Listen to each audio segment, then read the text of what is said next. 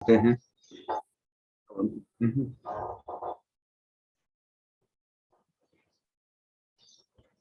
ओम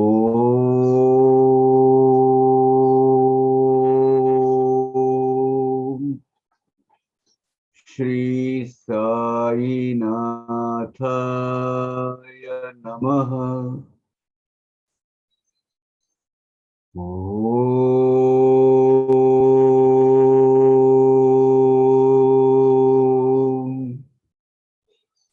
श्री साईनाथाय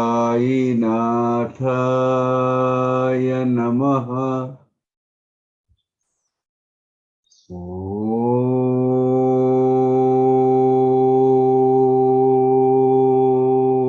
ओम श्री साईनाथाय नमः। ओम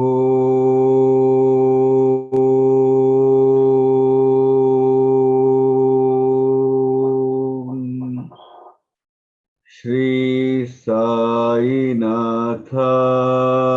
नमः। ओम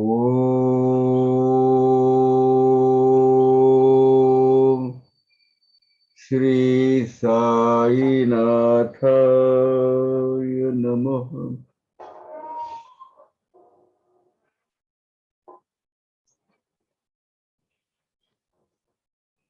It's exact 7:30. Shall we start?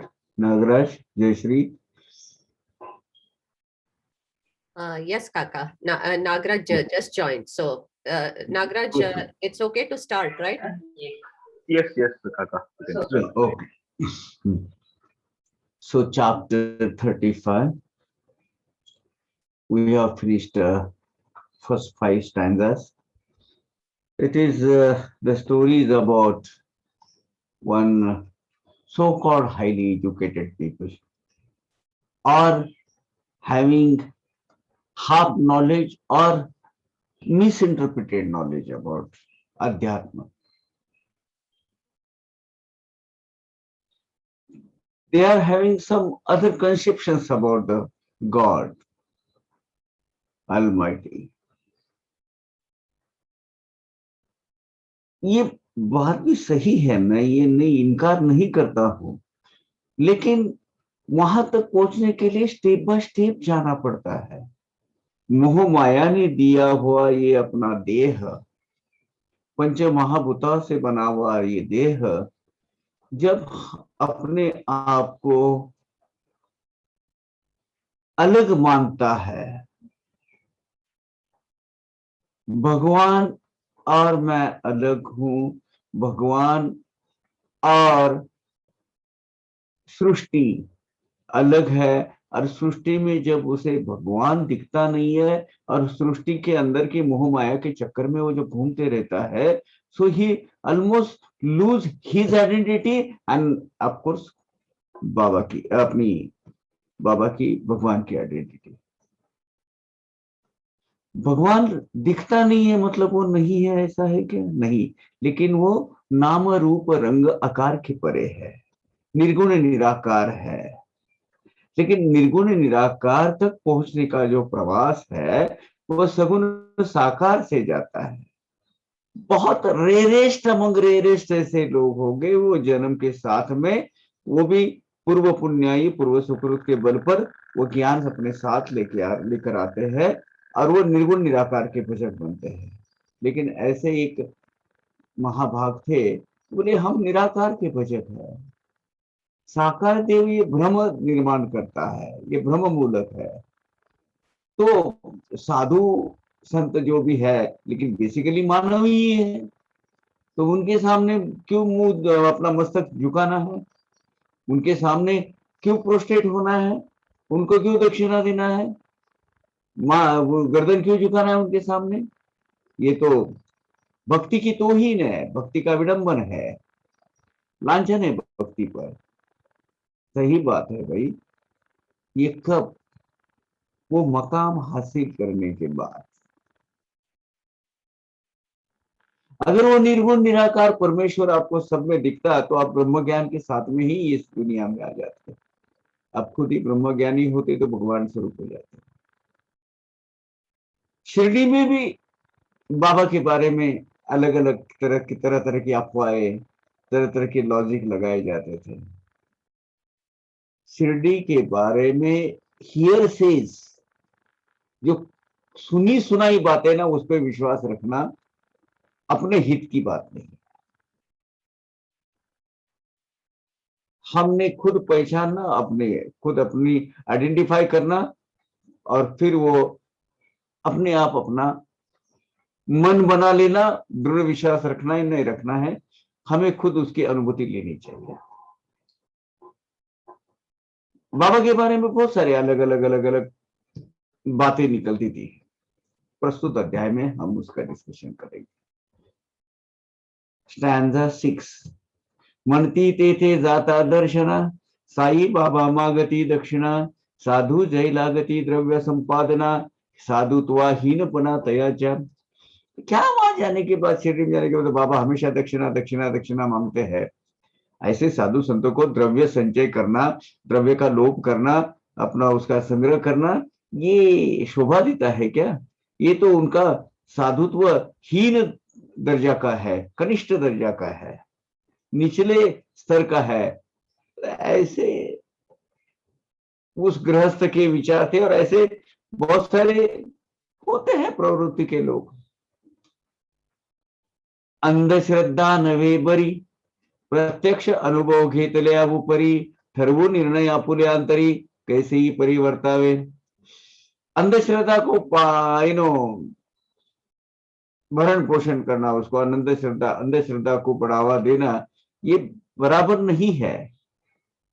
लेकिन उन्होंने सोचा चलो अब हम बाबा का प्रत्यक्ष दर्शन लेते हैं, खुद कुछ अनुभूति लेते हैं, फिर हम बर्ताव करेंगे, और फिर हम उस तरीके का आचरण करेंगे, पेश आएंगे कि बाबा मतलब भगवान है, साधु संत है क्या नहीं है। दक्षिणा तो नहीं देंगे, आपण नाही देणार दक्षिणा, जया मनी वित्तांची कामना, तयाचे साधित्व येईना मना, अपात्र मना तो आमा। हम दक्षिणा नहीं देंगे। जिनको पैसे का लालच होता है, ऐसे साधु संत का संतपन क्या, किस काम का? हमको तो दिल को ये भाती नहीं है बात। ये ऐसे अपात्र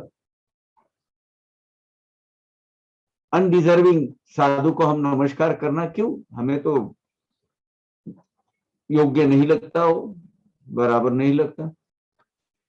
असो आम्ही शिर्डी सजावून, घेऊ तयांची भेट घेऊन, करणार नाही चरण वंदन अथवा प्रदान दक्षिणेचे। चलो हम भी शिरडी जाते हैं, उनकी भेंट लेते हैं, लेकिन उनके चरणों पे माथा नहीं टेकेंगे और उनको दक्षिणा भी नहीं देंगे।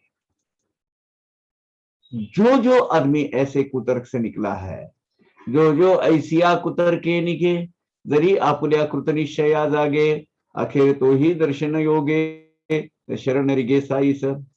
इस प्रकार के कुतर्क विकल्प मन में रखकर जो भी बाबा के दर्शन में को आया है, वो भी बाबा के सामने दर्शन मात्र होते ही नतमस्तक हो गया है और संपूर्णता शरण हुआ है। ऐसे बहुत बड़े बड़े तिस्मार खां आए और वहां जाके एकदम पिघल गए बाबा के सामने। जो साई स पाहू सरला, तो जागचे जागीच ठेला, पुनश्च नाही मागे परतला, पायी सरतला साईच्या। साई भगवान की कसौटी लेने के लिए जो भी शिरडी में आया, वो साई का होकर रह गया। साई का एक अनन्य भक्त में उसका ट्रांसफॉर्मेशन हो गया। वो साई के पदों में कायम स्वरूप का कायम सा जुड़ गया, समझ लो। वो उसकी जो निष्ठा है साई के पदों में हमेशा जुड़ जाती है। यह आप तक का अनुभव है। धरुनिया दाती तृण, जैसे कोणी आवे शरण, तैसिये परिवन चरण, पावनी विस्मरण निश्चया। अपना पूर्व यानी शिरडी को आने के पहले जो निश्चय किया था, हम ऐसा करेंगे वैसा करेंगे, क्या है बाबा है कैसा है देखते चलो, ऐसे जाने वाले को दांत में क्या है, ग्रास पकड़ के, यानी ये क्या है, दांत में ग्रास पकड़ना, ये कहावत है मराठी में कि भाई दांती तृण जरूर नहीं, यानी दांतों में ये ग्रास होता है, उसकी टहनियां पकड़ कर लेके आना, यानी चारा कौन खाता है? जानवर।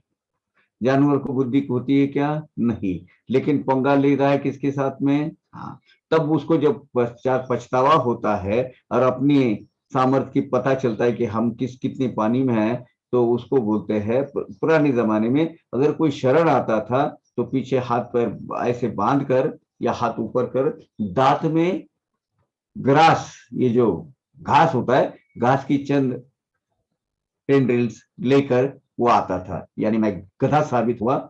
मैं अपने आप को नहीं जानता था, मैं तुम्हें संपूर्णतः शरण हूं, इसका प्रतीक है वो। बाबा के पास भी नॉट एक्चुअली प्रैक्टिकली, बट इस भावना से लोग वहां आने के बाद जुड़ जाते थे, अरे बाप रे, और उनको शरण आ जाते थे। उन्होंने आने के पहले जो संकल्प किए थे वो पूरे वहां खत्म हो जाते हैं। पंथ अभिमाना जेथे विसावा, सौख्य वाटेल अत्यंत जीवा, तो हा अध्याय 35वां, श्रुती परिसावा सादर। अपने जाति का, अपने धर्म का, अपने उपजाति, सेक्ट, कास्ट, इसका अभिमान जो पकड़ता है ना, जिसको उसको, हाँ हम मराठा है, क्षत्रिय ब्राह्मण है, हम गौर सारस्वत ब्राह्मण हैं, हम क्षत्रिय है, हम फला फला जाति के हैं, हमारा इतिहास बहुत उज्जवल है, और सिर्फ इतिहास ही रहता है, इनके पास वर्तमान कुछ नहीं रहता है। और ये बहुत घातक है। आपस में भाईचारा रखने के लिए, और भारत वर्ष की हमें एक बहुत बड़ा शाप है कि अलग अलग हिस्सों में अलग अलग कास्ट, सब कास्ट, सेक्टर, सब सेक्ट, इसमें वो समाज बढ़ गया है। आज हिंदू या मुस्लिम या सिख, ये तीन तो अलग धर्म, और ईसाई, ये चार तो धर्म पनप ही रहे, लेकिन उसके अंदर कितनी कितनी कितनी जातियां हैं। हिंदू में तो कई हजार सेक्टर्स अलग अलग अलग अलग रहते हैं। फिर उसमें नायर, अय्यर, वो भी आ गए, है ना, शास्त्री, पंडित, वो भी आ गए। ये जो है, ये कभी एक हो नहीं सकते। जब एक हो गए तब राष्ट्र का निर्माण होता है। प्रस्तुत अध्याय में हमें यही दिखना है, और बाबा को भी कतई पसंद है। मैं क्षत्रिय मराठा हूं, क्या दिए लगाए, कौन सा उसका तेरा कंट्रीब्यूशन है उसमें, क्यों अभिमान पालना है? तो उनका अभिमान, जो भी ऐसे आते थे बाबा के सामने, एक क्षण, मतलब क्षण मात्र में ये सब उपाधियां उसकी खारिज हो जाती थी, और साई के पदों में उनकी श्रद्धा अटल होती थी, और परम सुख को प्राप्त होते थे। और उसके बाद आइडेंटिटी क्या रहती है? आइडेंटिटी रहती है साई भक्त। और यही बाबा चाहते हैं। बाबा चाहते हैं वननेस, सब एक भावना से एक स्तर पर सब हो, सबका मालिक एक है, सब भगवान के बच्चे हैं, सब एक लेवल पर काम करें, एक लेवल पर रहे, एक लेवल पर एक दूसरे से पेश आए। And this is what it is required. Baba is a symbol of national integration। बाबा की अमृतवाणी, बाबा की सिख आज देश को सख्त जरूरत है। अनेक प्रांतों में, अनेक जाति में, अनेक धर्मों में बढ़ गया है समाज। अगर इकट्ठा लाना है तो बाबा की आइडियोलॉजी, बाबा की प्रीचिंग अपनाना बहुत जरूरी है। ये समाज के स्वास्थ्य के लिए जरूरी है। ऐसा ही अध्याय 35वां हम अभी परिशीलन उसका करने जा रहे हैं। तैसीच सुचित उदीची ख्याती, बाळा निवासकरांची प्रचिती, कैसा सर्प संभाविला प्रीति, साईच तया प्रतिभावन। गत अध्याय के अंत में सूचित किया, जैसा किया गया था उसके हिसाब से और उस अनुसार उदी का महात्म्य भी वर्णन किया जाएगा। बाला निवासकर में घर में जानवरों के कोठे में सर्प जब आया अचानक, उसको साई स्वरूप मानकर उसको बाला निवासकर ने कैसा दूध पिलाया, यह कथा आ जाएगी। कृपा करा श्रोते मजवर, मी तो केवळ आज्ञेचा किंकर, आज्ञा पाळू जाणे सादर, उद्भवले अक्षर चरित्र। मैं तो केवल साई की आज्ञा का दास हूं। साई की आज्ञा का पालन करने की वजह से ये अक्षर रूप में साई सच्चरित की निर्मिति हो गई है। हमें या मुझे साई आज्ञा का पालन करना इतना ही एकमात्र आता है, अन्य मुझे कुछ आता ही नहीं है। बाबा जो कहेंगे वैसा, और उसी के फलस्वरूप आज साई सच्चरित हमें पढ़ने को और अनुभूति लेने को, अनुभव करने को मिलता है, उसका आनंद लेने के लिए, उसका लुत्फ उठाने को मिलता है। दृष्टि ठेविता चरणावरी, तेथून उमटती पदलहरी, पवित्र चरित्र कुंभांतरी, वरिचेवरी मी भरितो। बाबा के चरणों के पास ये खुद स्वयं की अनुभूति बता रहे हैं हेमाडपंत जी कि बाबा के चरणों की तरफ मैं एक ध्यान से लक्ष्य देकर जब प्रार्थना करता हूं तो मेरे अंदर ही वो भी पद बाय पद ऐसे बस कंटिन्यूशन उसका जैसे क्रिएशन होना चालू होता है, अपने आप वो सूझती जाती है मुझे। और वो मैं एक वो भी जैसे आती है, वो चरित्र रूपी कुंभ के अंदर, घड़े के अंदर वो समा रखता हूं, पावन पवित्र ऐसे चरित्र रूपी कुंभ के अंदर उसमें डालता हूं, यानी वो अध्याय में वो लिखते रहता हूं। और एक अध्याय में ऐसा ही होता है, बाबा के चरणों में मेरा लक्ष्य केंद्रित कर मुझे ऑटोमेटिकली वो क्या बोलते हैं विषय आ जाता है हाथ में। विषय का खाद्य बाबा खुद ही पुराते हैं, उसकी आपूर्ति करते हैं और उसके हिसाब से मैं लिखते जाता हूं। हम कौन है बाबा के सामने? बाबा ही सब कुछ करते हैं, करवाते हैं।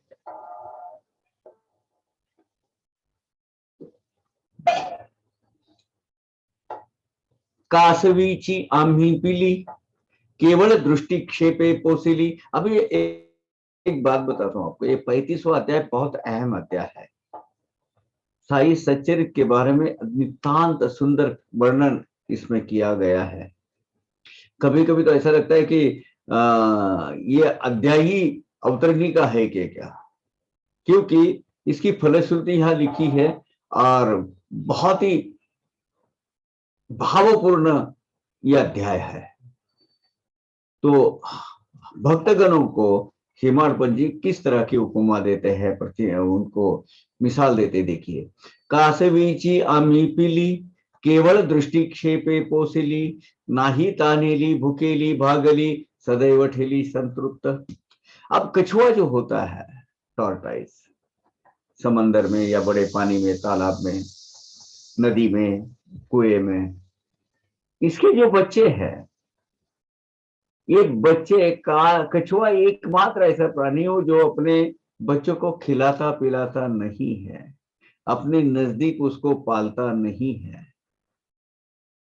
अगर ये एक किनारे है, कछुए अपने उसके पिल्ले दूसरे किनारे पर थे, वो भी उसको भी इंक्यूबेटिंग कैसा होता है, वो अपना किनारे जाता है रेत के अंदर, उसके अंदर उसको अपने एक ही बार 25-30 जितने भी है वो एग्स दे देता है, ढक के रख देता है। उसके बाद वो जब इंक्यूबेट हो जाते हैं, वो बच्चे आ जाते हैं और बच्चे मिल जाते हैं।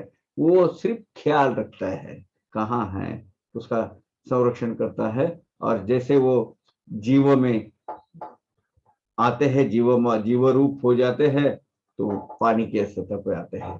कभी भी वो अपने पास लेकर उसको क्या बोलते फीडिंग नहीं करते हैं, उसको नजदीक नहीं लेते हैं, उसको लाड़ प्यार नहीं करते हैं, नहीं, डिस्टेंस रहता है ये। और बाबा को बराबर ये कछुआ कासवी यानी कछुआई इसकी उपमा दी है।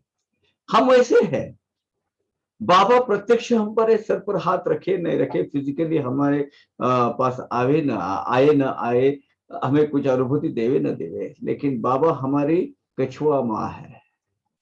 केवल दृष्टि मात्र से उसकी नजर के सामने से वो ओझल नहीं होने देती, हाँ उस पर हमेशा ख्याल रखते हैं।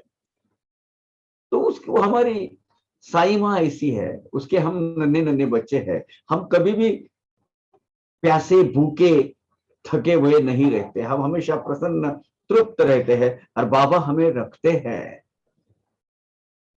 सब हमारा प्यास भूख सब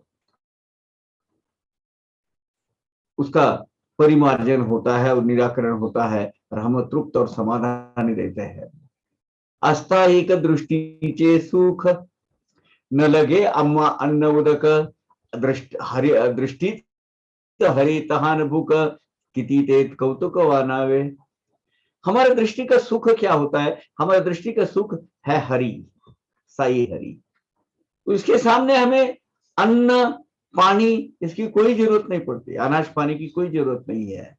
क्या वो कौतूहल बताओ उसका, क्या वो कहने उसके, क्योंकि हमारे भूख प्यास है वह स्वयं हमारी दृष्टि से हरि हमारा दृष्टि का विषय होने की वजह से वो आप मिट जाती है। मानो हरि के नाम के सामने, हरि के प्रतिमा के सामने, साई हरि के हमारे साई मौला के सामने हमें भूख प्यास का तो कोई सवाल ही खड़ा नहीं होता, लगती ही नहीं है, क्योंकि हमारी दृष्टि का विषय जो साई हरि है वो साई हरि ही हमारी भूख प्यास सब मिटा देता है। अम्मा ही सकल दृष्टीचा विषय कृपा सिंधु साई राय, दृश्य दृष्टा दर्शन जाय उसो निठाय त्रिपुटीचा। ये भी त्रिपुटी है, कौन से भी कार्य में तीन घटक उसमें शामिल रहते हैं, कर्ता कार्य और विषय, कार्य का विषय। जैसे दृश्य देखने का विषय, दृष्टा देखने वाला, और जो प्रत्यक्ष दर्शन होता है उसकी कृति।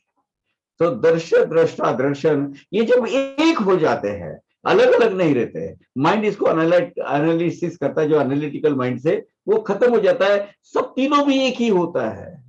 मैं अनाज खाता हूं, अनाज पर ब्रह्म है, मैं जो खा रहा हूं खाने की कृति ये पर ब्रह्म है कि नहीं, और खाने वाला भी पर ब्रह्म है। ये त्रिपुटी का नाश हो जाता है जब एक लक्ष्य से हम बाबा की तरफ देखते रहते हैं। तैसे अम्मा त्वचा स्पर्श दोन्ही ठाई साई प्रकाश, अथवा घ्राण आणि वास तेथे ही निवास साईचा।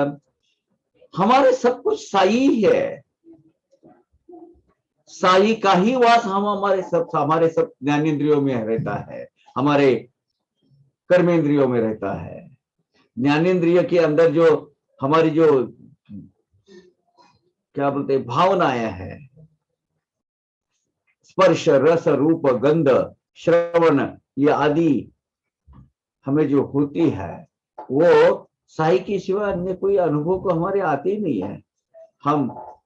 हमें अगर स्पर्श होता है वो साई के स्वरूप से होता है, स्वरूप सामने आंख से दिखता है, वो आंख से दिखता है, वो भी साई का विषय है। हम जो खाते पीते हैं वो साई है, हमें जो सुगंध आती है वो साई है, हम जो श्रवण करते हैं वो साई है। अथवा श्रवणी शब्द पडे पडताच प्रकटे साईंचे रूपडे, श्राव्य श्रावक श्रवण बुडे त्रिपुटी धड़े एक सरा। हमारे कान पर जो शब्द आते हैं वो शब्दों के माध्यम से साई भगवान प्रकट होते हैं। हमारे श्रवण का विषय साई है, सुनने वाले कान भी साई है, और कान में आने वाले जो शब्द की ध्वनि है वो भी साई है। ये तीनों भी हमें तो साई रूप हो जाता है, अलग अलग नहीं रहता। सुनने वाले कान, सुनने का विषय, और जो हमें कान पर जो शब्द आते हैं वो सब साई साई साई होता है। हमें तो बस इसी में हम रममान रहते हैं। दूसरा विषय, अथवा जे थे रसना रसे, घोड़ली ते थे साई समरसे, रसना रस रसा स्वाद काय से, बापुड़े कोड़े त्रिपुटी। ये भी त्रिपुटी है। जो रस का आस्वाद हमारी रसना यानी जीवा लेती है वो यानी साई है। जो चीज का, जो वस्तु का रसास्वाद लिया जाता है, आस्वाद लिया जाता है, रुचि ली जाती है, वो वस्तु भी साई है। और जो रस की अनुभूति हम लेते हैं वो अनुभूति भी साई है। वो वस्तु की जो क्या बोलते हैं उसको, टेस्ट, वो भी सही है। अब कुछ चीजें दिखती नहीं है लेकिन वो होती है। जैसे हम खाना खाते हैं, अभी मीठा है समझ लो, एक मिष्टान्न हम खा रहे, मीठी चीज खा रहे हैं, नमकीन चीज खा रहे हैं। खाने वाले साई, जो खा रहे हैं साई, दिखते हैं सामने, दिखते हैं। लेकिन खाना खाने के साथ में उसको जो रसास्वाद आता है, हाँ बहुत अच्छा खाना बन गया है, मीठा है, बहुत टेस्टी है, ये टेस्ट दिखाई देती है क्या? कोई बोल सकते हैं ये देखो ये मीठापन ऐसा होता है, देखो this is the physical form of sweetness. बताते हैं, बता सकता है कोई? नहीं, लेकिन वो होता है ना। जब हम खाने का आस्वाद लेते हैं तो वो जो रस का आस्वाद है, वो जो टेस्ट है, उसका फिजिकल फॉर्म नहीं है, वो दिखता नहीं है, वो निर्गुण निराकार है, लेकिन वो है। उसके माध्यम से हमें वो खाना खाना है कि नहीं खाना है। अगर वो नहीं होता तो हम कुछ भी खा लेते, सड़ा गंदा सामने आ जाता भी खा जाते, क्योंकि हमें कोई उसका स्वाद आता ही नहीं। यानी वो वस्तु की जो रुचि, ये जो टेस्ट है, रसना, जो रस आस्वाद लेती है, जो जायका लेती है, वो भी क्या है, वो साई है। यानी रसना, रस और रसास्वाद, ये त्रिपुटी, ये भी साई के ही अलग अलग रूप है। जैसे ये ज्ञानेन्द्रिय का देखा हमने, स्पर्श रस रूप गंध श्रवण, ही गति कर्मेंद्रिया, ती ही एक साई से विलिया, सकल कर्मे जाति विलया, पड़े लठाया निष्कर्म्या। हमारे कर्मेंद्रियों को भी यही कथा है। कर्म करने वाला इंद्रिय, जो कर्म करने वाले जो इंद्रिया है, और हम उससे घटित होने वाला कर्म, और जिसके लिए वो कर्म करना है, जो कृति करनी है, ये तीनों भी साई स्वरूप ही है। इस भावना से अगर आप कर्म करते रहेंगे तो सहज भाव से निष्काम कर्म अवस्था प्राप्त हो जाएगी, उसमें जरा भी संदेह नहीं रखिएगा। हम जो कर रहे हैं साई की आज्ञा से कर रहे हैं, जो कर रहे हैं साई के लिए कर रहे हैं, जो क्या कर रहे हैं वो भी साई कर रहे हैं। कभी भी आपके हाथ से कुछ दुष्कृति नहीं हो सकती, इस भावना से अगर आप काम करेंगे। इस भावना से अगर हम करेंगे तो हमारे हाथों से कोई बुरा कर्म होने की शंका ही मतलब सवाल ही पैदा नहीं होता, वो कुछ वो प्रश्न खड़ा ही नहीं होता हो। यानी हमारे हाथों से किसी तरह के दुष्कर्म न होने की वजह से कोई पाप कर्म बढ़ेंगे नहीं, तो पाप कर्म नहीं बढ़ेंगे तो भोग नहीं आएंगे, भोग नहीं आएंगे तो कर्म नहीं आएंगे, तो उसमें निष्काम कर्म अवस्था आगे प्राप्त हो जाएगी। कर्म हर एक अपने जीवन का हर एक आचार, हर एक विचार, हर एक कृति, सोच, ये साई को साक्षीभूत मानकर अगर हम करते हैं, साक्ष्य मानकर करते हैं, तो हमारे हाथों से कुछ भी बुरा हो नहीं सकता। असो आता ग्रंथला बला, साई प्रेमे कोठे चवाह बला, पूर्वानुसंधान लक्षु चला, चालू आपला कथा बघ। खैर इस विषय बहुत विस्तार से जरा थोड़ा सा डिविएट होते जा रहा है, इसीलिए हम मूल कथा पर आते हैं। थोड़ा विषयांतर हो रहा है तो ये ग्रंथ का विस्तार हो जाएगा, विस्तार होने से, तो इसलिए मूल कथा पर आते हैं। तो चलो मूल कथा को अपना कार्य भाव पकड़कर उसका अनुसंधान रखकर हम आगे का कथा आगे चलाते हैं।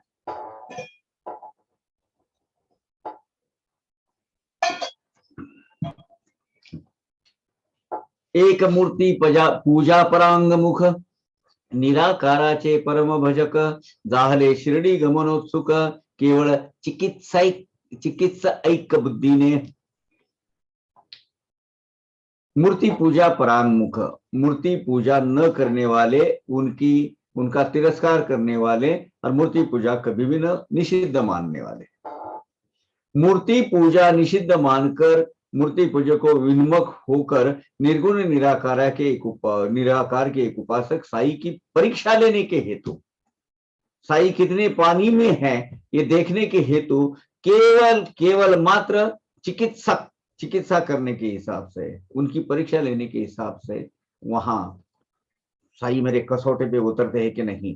क्यों भाई, तेरी हैसियत ही क्या है। लेकिन बाबा को ऐसे भी महाभाग सामने लाकर उनका वो जो बड़प्पन निकाल देते हैं बाबा।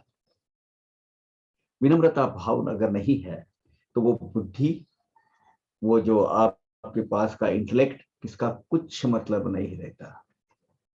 भगवान ने जो दिया है,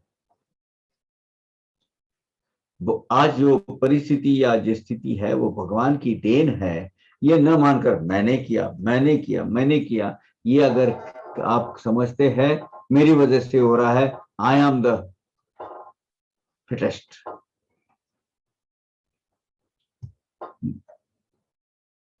मैं ही सर्वशक्तिशाली हूं। जब आप अपने कर्तृत्व को या अपना श्रेय अपने पास लेते हैं,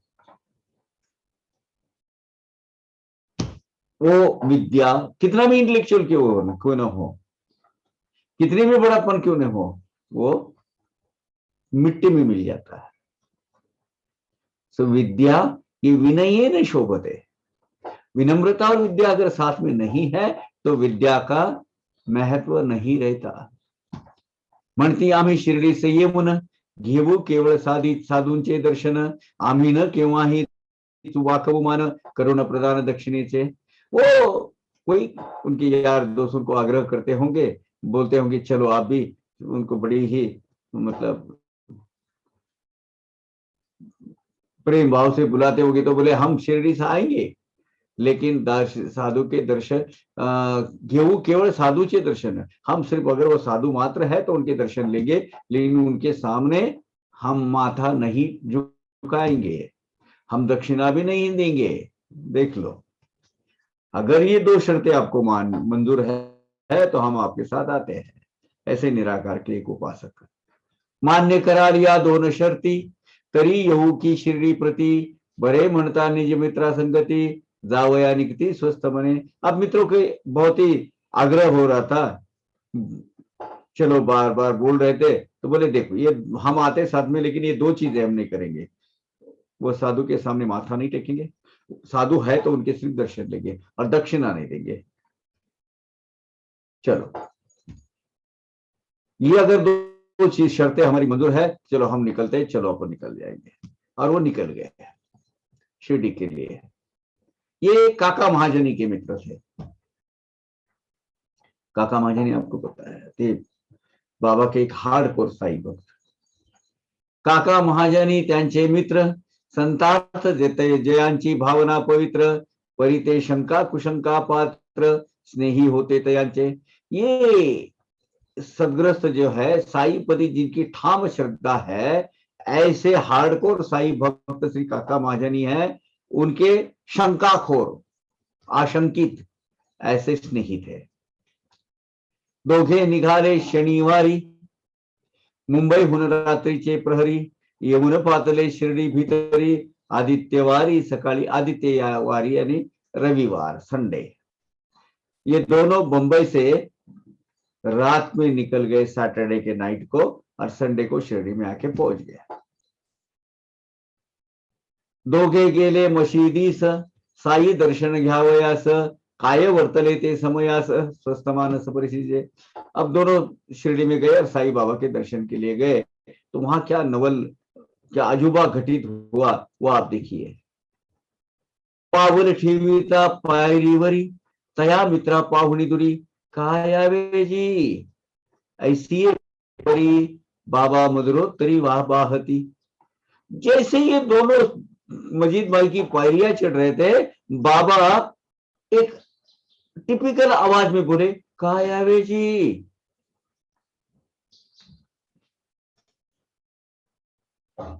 एकदम चौकन्ना हो गया वो आदमी। ऐकून हे प्रेम वचन, तया मित्रास पडली खून, शब्दोच्चारांची ती ठेवण, देई त्या स्मरण वडिलांचे।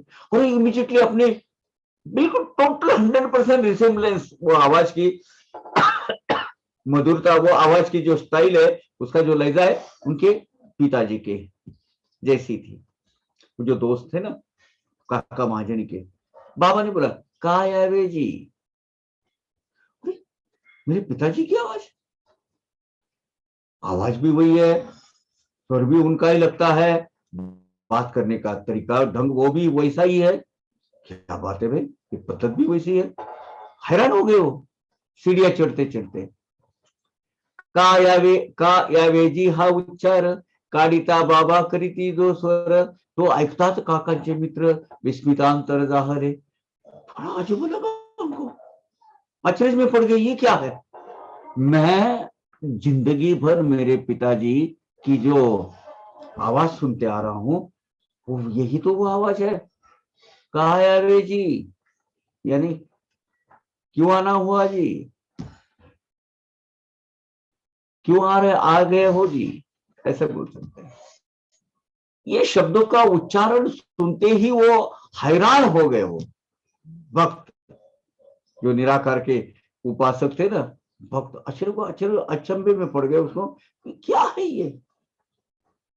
वो अब बिल्कुल वो जो मधुर वाणी अपने पिताजी की जैसे वो उनको खींच रही थी, उनको मोहक लग रही, मोह ले रही थी उसमें।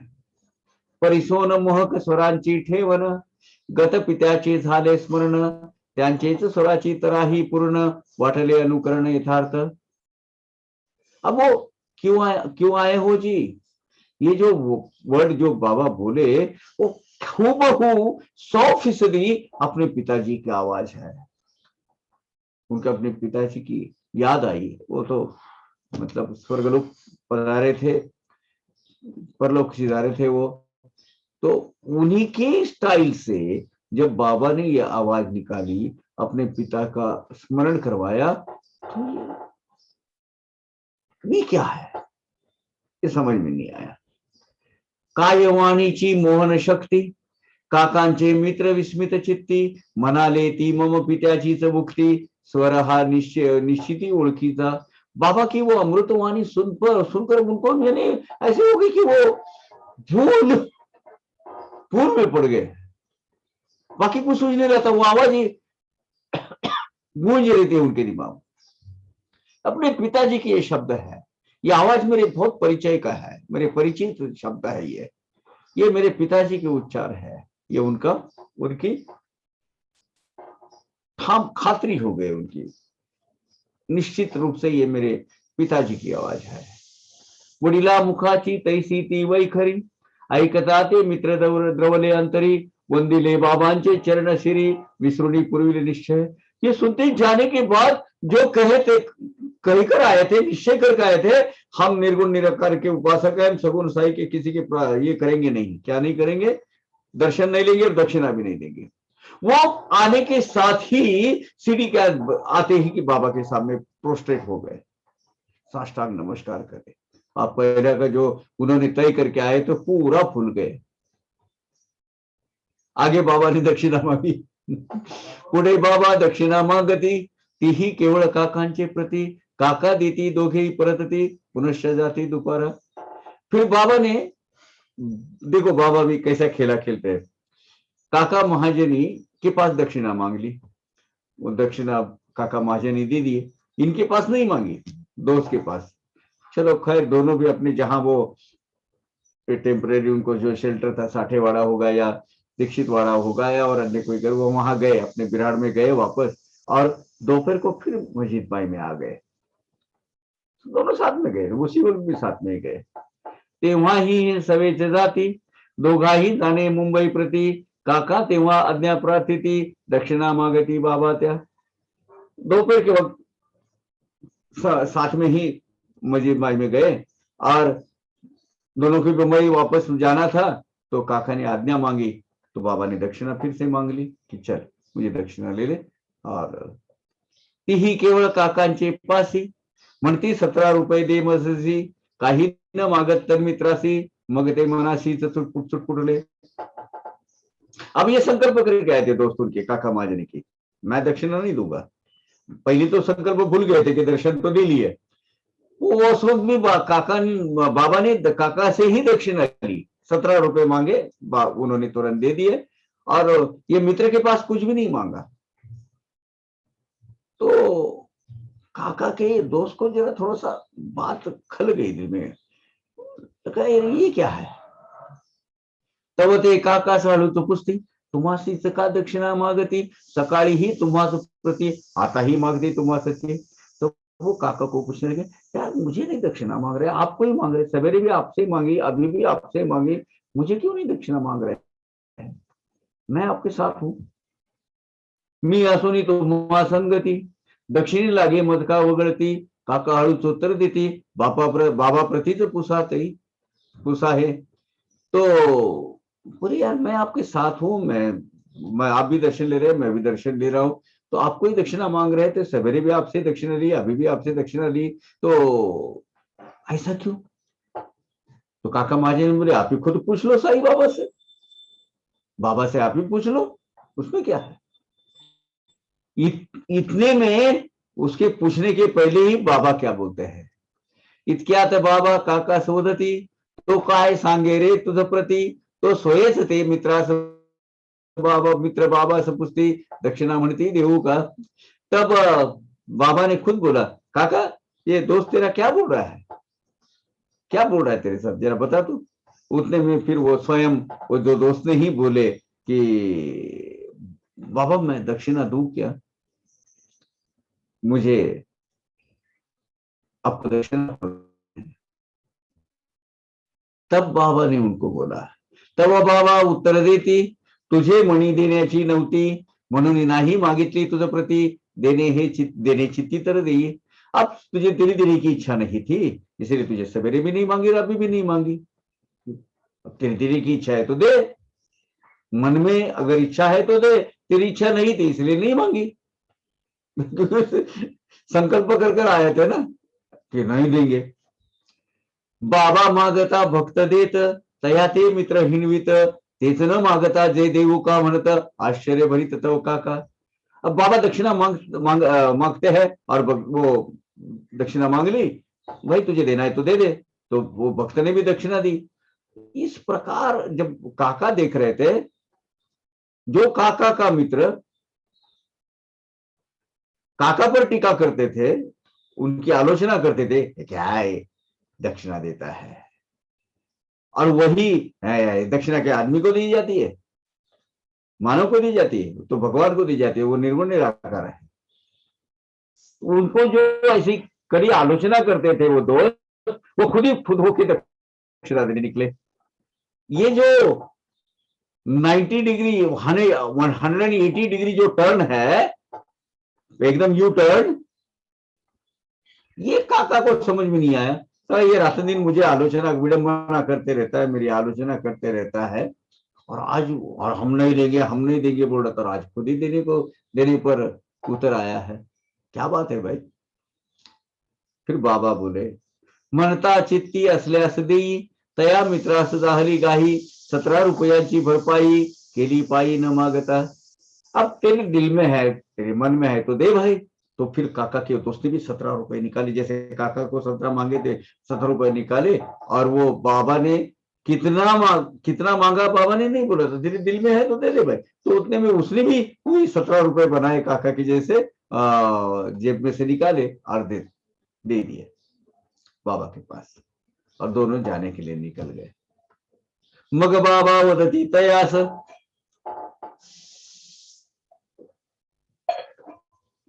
मग बाबा वदती तयास, जासिली रे क्षण बैस एक, एक बैस करते झाले गोड उपदेश, निरसावया सबैदात्मता। फिर बाबा ने वो मित्र को कहा, अरे जाएगा रे, चल कुछ क्षण मात्र बैठ ले जरा, कुछ क्षण के लिए यहां बैठ। और आगे चलकर बाबा ने वो मित्र के मन में जो द्विधा अवस्था थी और भेदभाव की जो वृत्ति थी, उसको उसका निराकरण करने के लिए निकाल के गुरु भाषा में एक उपदेश किया। और ये उपदेश साई दरबार के इतिहास में बहुत अहम माना जाता है। भाषा ये पैराबोलिक है, लेकिन बहुत माना जाता है। अगले वो भी में है, वो आप उसको समझ लीजिएगा।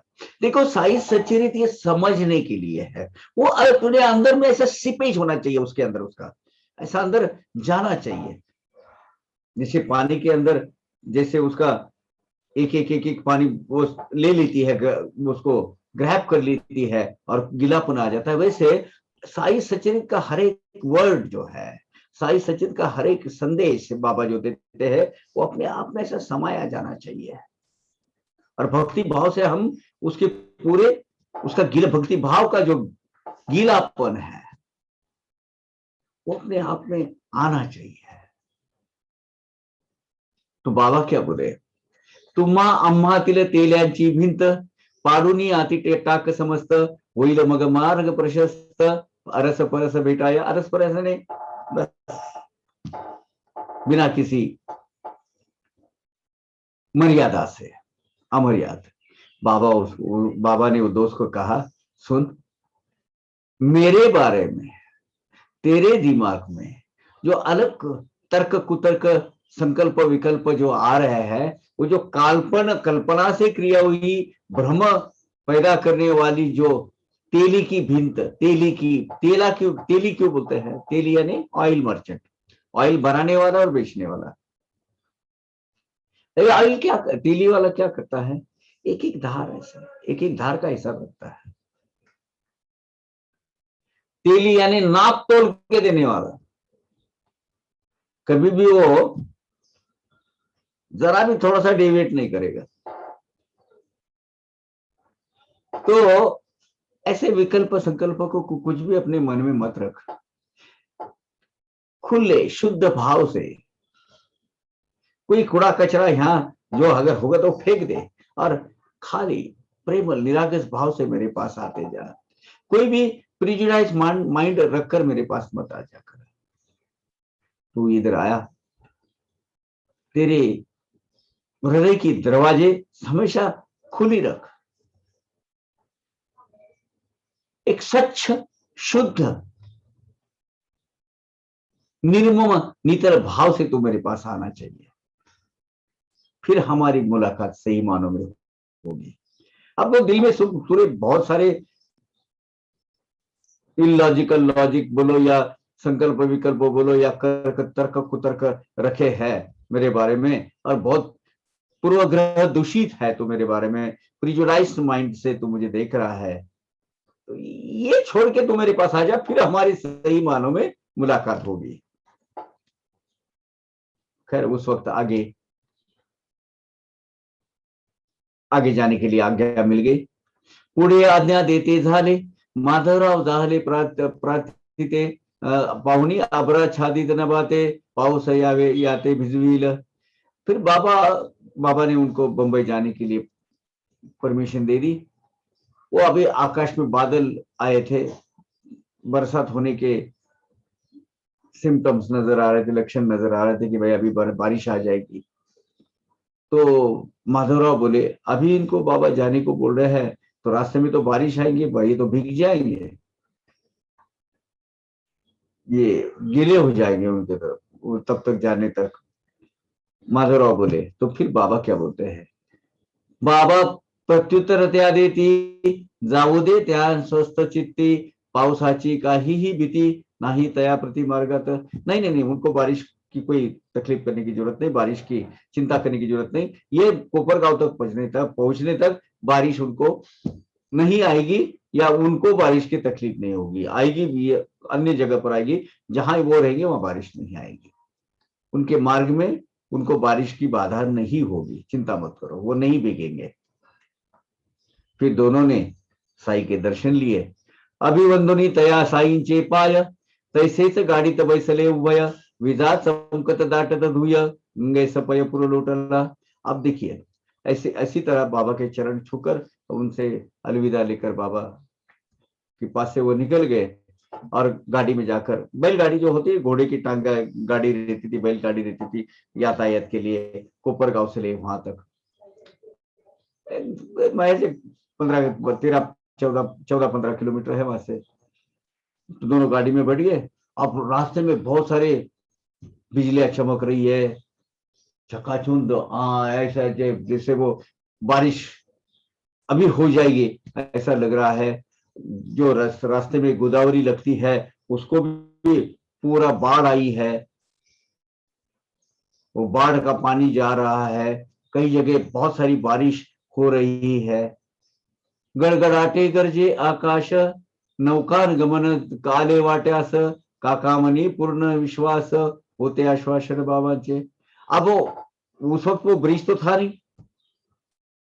गोदावरी पार करने के लिए वो जो छोटी नैया रहती थी, नौका, उसका सहारा लेना पड़ता था।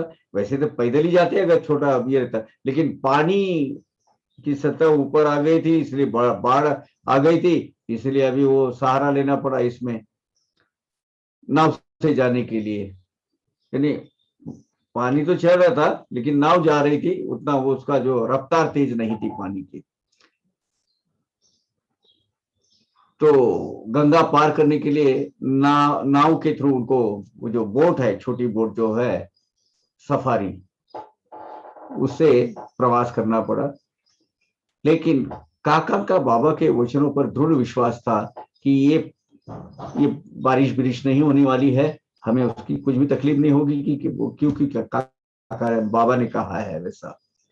प्रला विचारत्या मित्रास, कैसा सुखाचा होईल प्रवास, उगीच निघालो यावयास, होतील सायास मार्गात। अब ये उनके दोस्त डर रहे हैं, उनको चिंता हो रही है कि अब बड़े बारिश में फालतू के हम निकले, मार्ग में हमें तकलीफ हो जाएगी। तो बारिश के आने के बहुत घने घमासान बारिश होने के आसार नजर आ रहे हैं, तो आगे का प्रवास करना चाहिए नहीं करना चाहिए। असो पुढे मग ते सुखे गेले, अग्निरथात आरूढ झाले, मेघ मग तेथून बरसू लागले, निर्भय पावले मुंबई सर। आगे वो दोनों कोपरगांव को जाके रेल गाड़ी में बैठ गए, सुख समाधान से बिना किसी भीगे वगैरह आ गए। और जैसे वो गाड़ी में जाके बैठ गए, एक घमासान बारिश चालू हो गई, पूरी जोर शोर से बारिश चालू हो गई। लेकिन ये दोनों आराम से बिना किसी तकलीफ से बंबई पहुंच गए।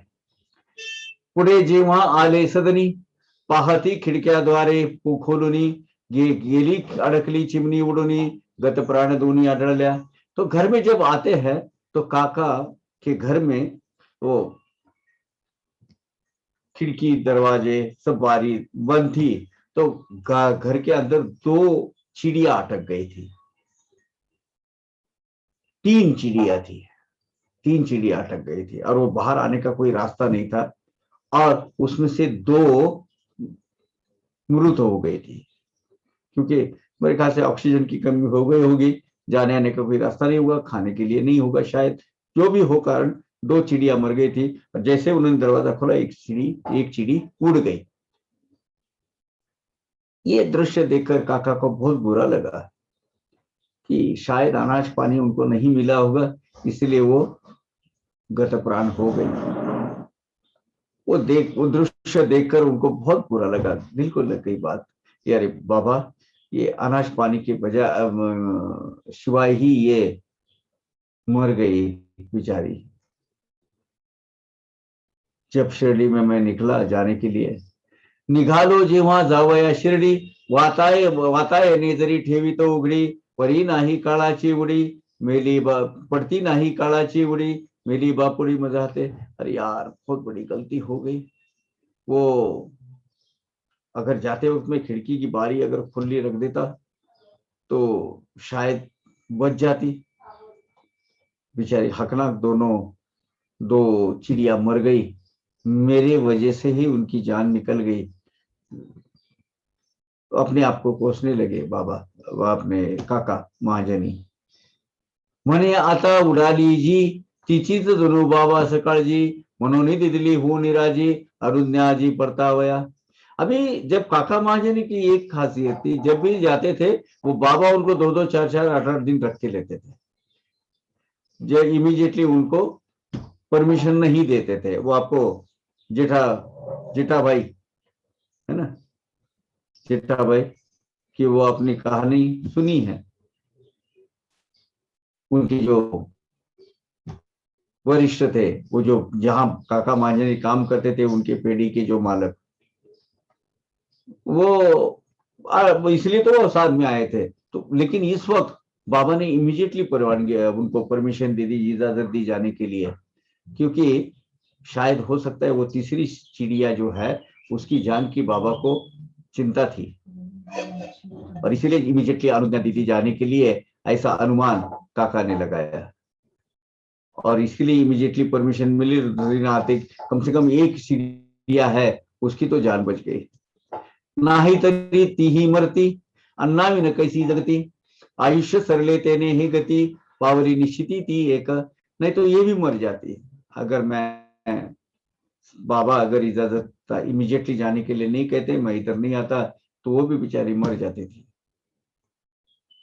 अनेक यांचा अनुभव एक, तोही श्रवणार्ह आहे सुरेख, एका पायांच्या टाचेचे दुख, भोगित ही कित्येक मासवरी।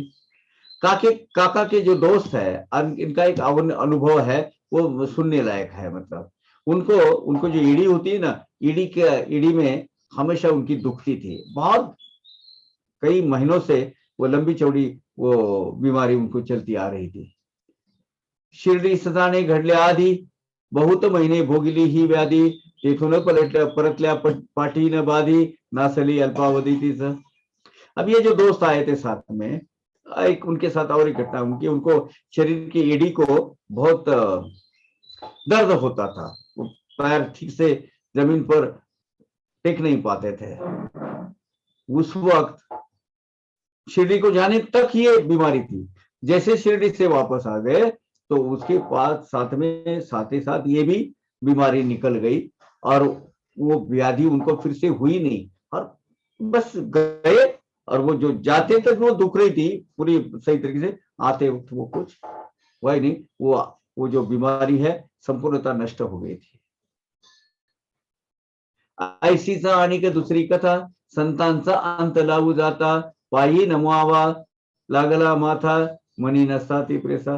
ठीक इसी तरह की और एक दूसरी कथा है कि भाई मन में नहीं है कि बाबा के किसी देहधारी मनुष्य देहधारी परमात्मा के सामने माथा टेकने के लिए उनका दिल नहीं करता था। लेकिन वो कैसे, उनके साथ क्या घटना हुई, ये है। हम चंद मिनटों की विश्रांति लेते हैं और फिर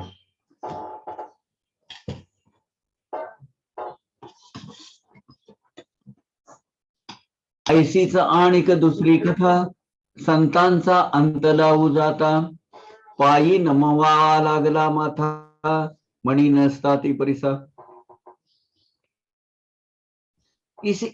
ठीक इसी आशय की और एक दूसरी कथा है।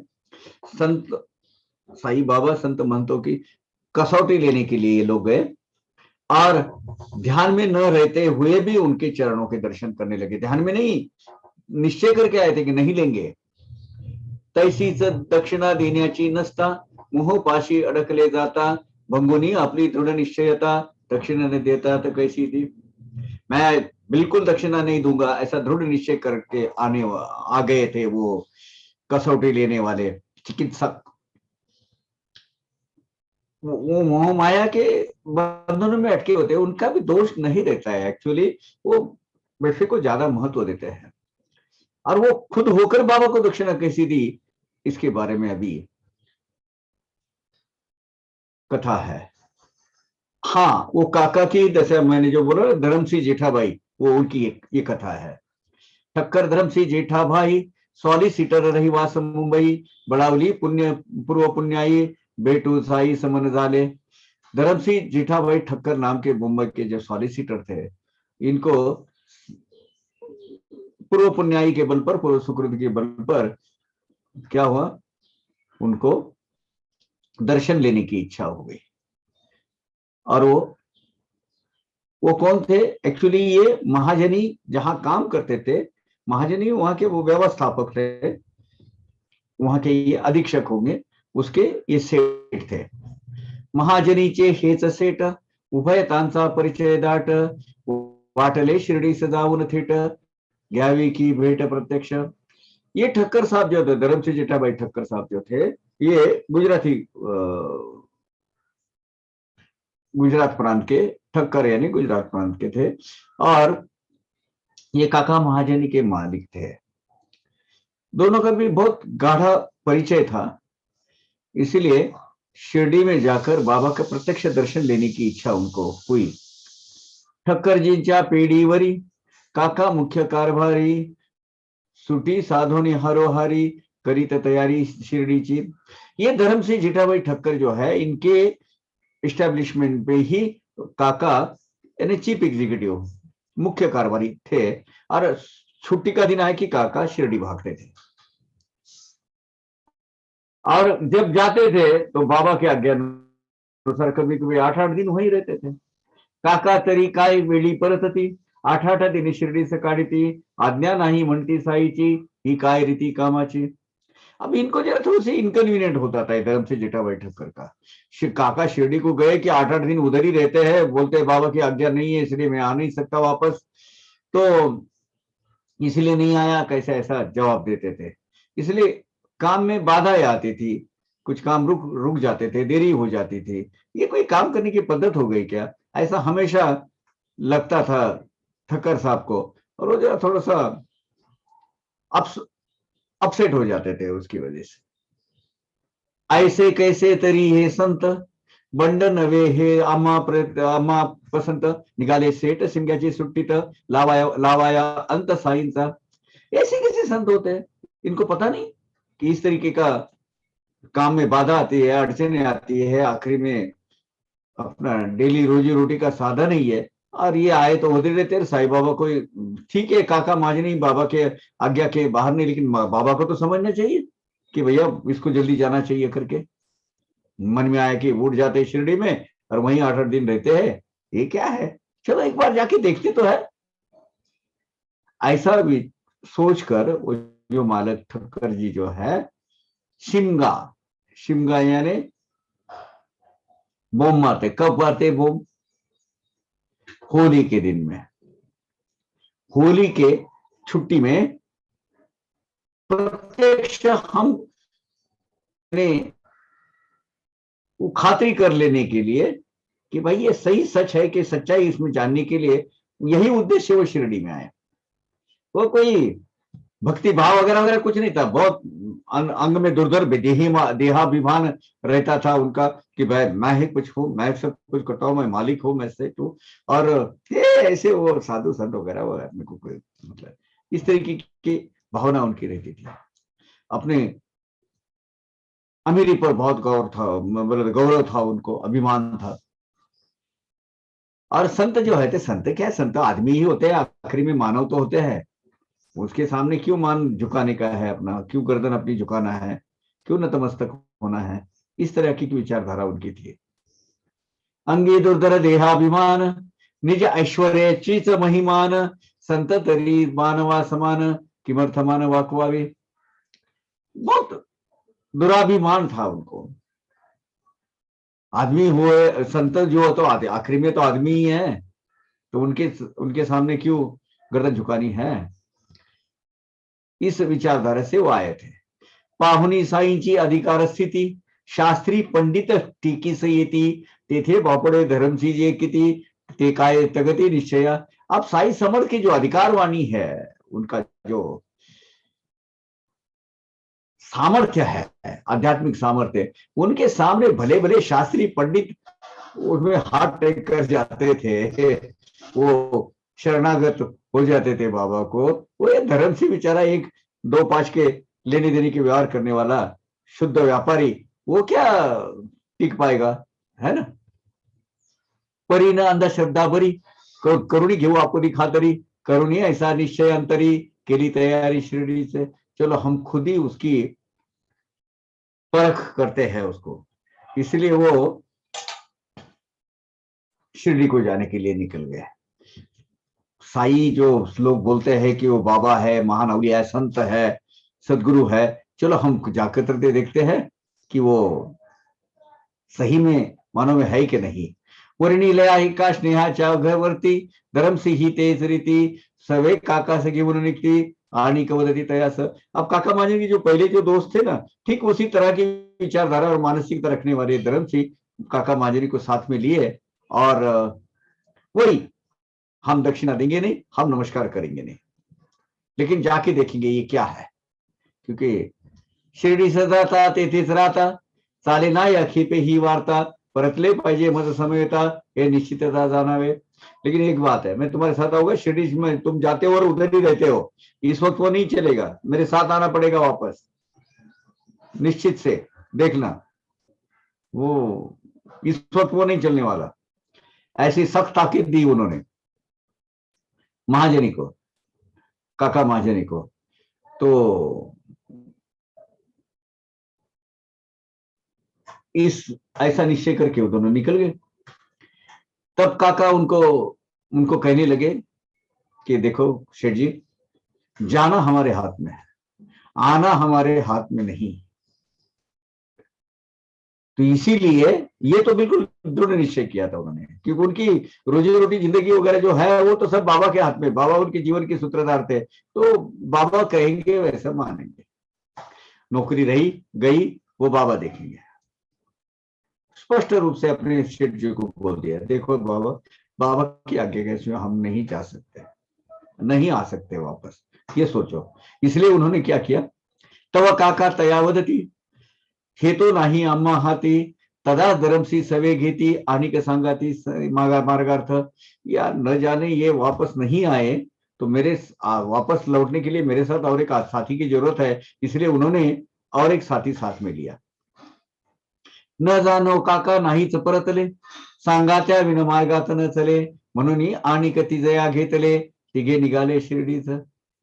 काका सही मानो में अगर वापस नहीं आए तो वापसी की यात्रा में हमारे साथ कोई ना कोई चाहिए, इसलिए धर्म सिंह ने और एक दोस्त को साथ में ले लिया, धर्म सिंह सेठ ने, और तीनों मिलके शिर्डी गए। जगात ऐसा कित्ते गजाती, परोपकारी भक्तांच्या असती, तयांची कराया संशय निवृत्ती, बाबा आणि ती धरधरू। ऐसे अलग अलग विचारधारा के, अलग अलग मानसिकता के लोग बहुत रहते हैं, अलग अलग वृत्ति है, ये दुनिया अलग अलग विचारों में बटी हुई है।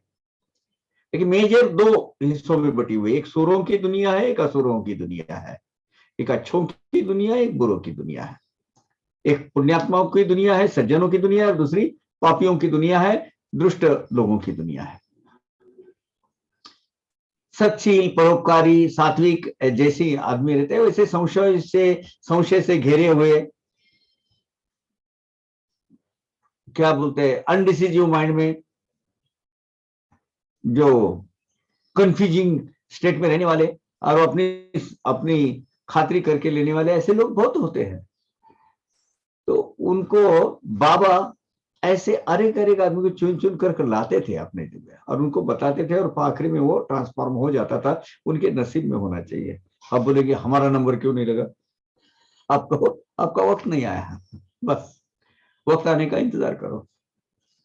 मग ते जेव्हा माघारा जाती, आपले अनुभव इतरा कथीती, लेवोनी घेती कोणाही हाती, जना सतपति लावाया। फिर वो लोग जब उनको वो ट्रांसफॉर्मेशन मिल जाता था, तो वो दूसरों को बोलते थे, ऐसे एक का दूसरा, दूसरा का तीसरा, तीसरा का चौथा, ऐसा बोलते बोलते, हियर बोले तो माउथ पब्लिसिटी, बाबा की ज्यादा होती थी, क्योंकि उनको जो अनुभूति आती थी वो दूसरों को बोलने के बगैर रहता नहीं था कि अरे ऐसा ऐसा है, मैं वहां गया था, बहुत महान है, सामर्थ्य, बोलते ही है। तात्पर्य हे जे कोणी जाती, दर्शन सुखे तृप्त होती, आरंभी कैसी ही तयाची वृत्ती, परमानंद प्राप्ति अखेर।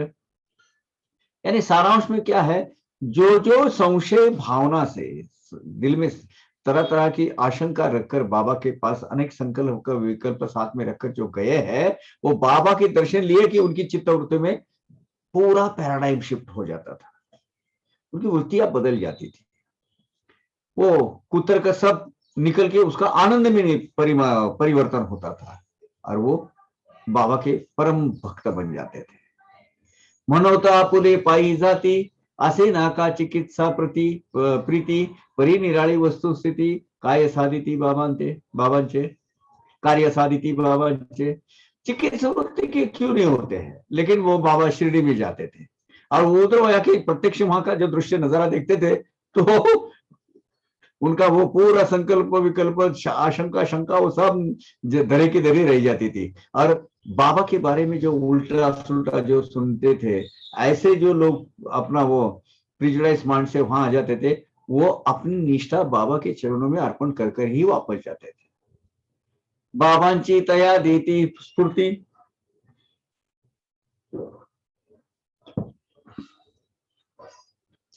बाबा ही उनको इंस्पायर करते थे आने के लिए, बाबा ही उनको प्रेरित करते थे आने के लिए, इसलिए तो वो शिरडी में जाने के लिए निकल जाते थे और अपनी जो स्वाभाविक वृत्ति उसको बढ़ावा देके इंस्पायर करके फिर उनकी खुद के अंदर की जो सही में एक अच्छापन होता था, बाबा उसको पैम्पर करते थे, बाबा उसको दुलारते थे और उसके बाद उसको आदमी, वो जो लाभार्थी है, वो परमार्थ को लग जाता था, परमार्थ मार्ग में उसको बाबा स्थिर करते थे। फिर बाबांची देती तया देती स्फूर्ती, तेव्हाची बाहेर पाय काढीती, चेवणी स्वाभाविक वृत्ती, लाविती परमार्थी तयास।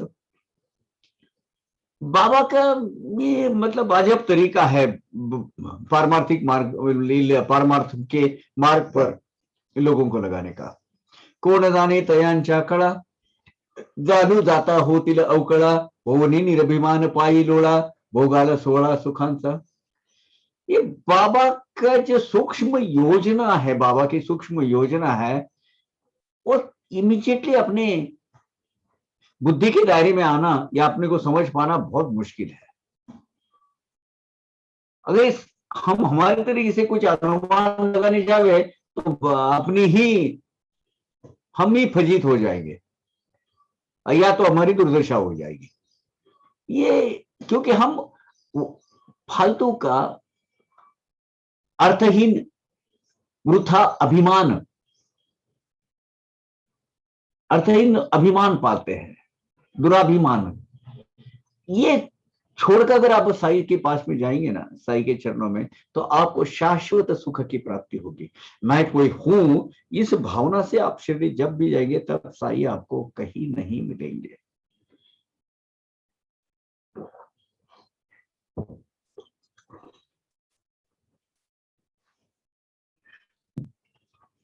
बरवे न जाणे रिक्त करी, गुरुद्वारी, मनोनी द्राक्षाची दो शेरी, काका खरीदी ते मार्गात। अब बाबा के दरबार में जाना है, जब भगवान के पास जाना है, ब्राह्मण के घर में जाना है, निज गुरु के घर में जाना है, इनके जब जाना है उनको मिलने के लिए, तो हमेशा, और एक चौथा मैं ऐड करूंगा, किसी बीमार आदमी को देखने जाना है तो खाली हाथ नहीं जाना चाहिए, कुछ ना कुछ लेकर जाना चाहिए, उपहार, खासकर फलाहार।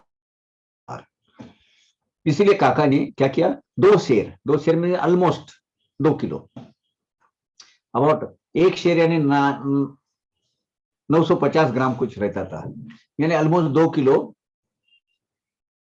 उन्होंने अंगूर खरीद लिया मार्ग में। अभी आप शिरडी को जाएंगे तो नासिक होकर जाएंगे तो बहुत सारे अंगूर लगेंगे, नगर होके जाएंगे या कोपरगांव होके आएंगे, अंगूर की खेती वहां ज्यादा होती है, अभी गन्ने की ज्यादा है, नासिक साइड में अंगूर की ज्यादा है।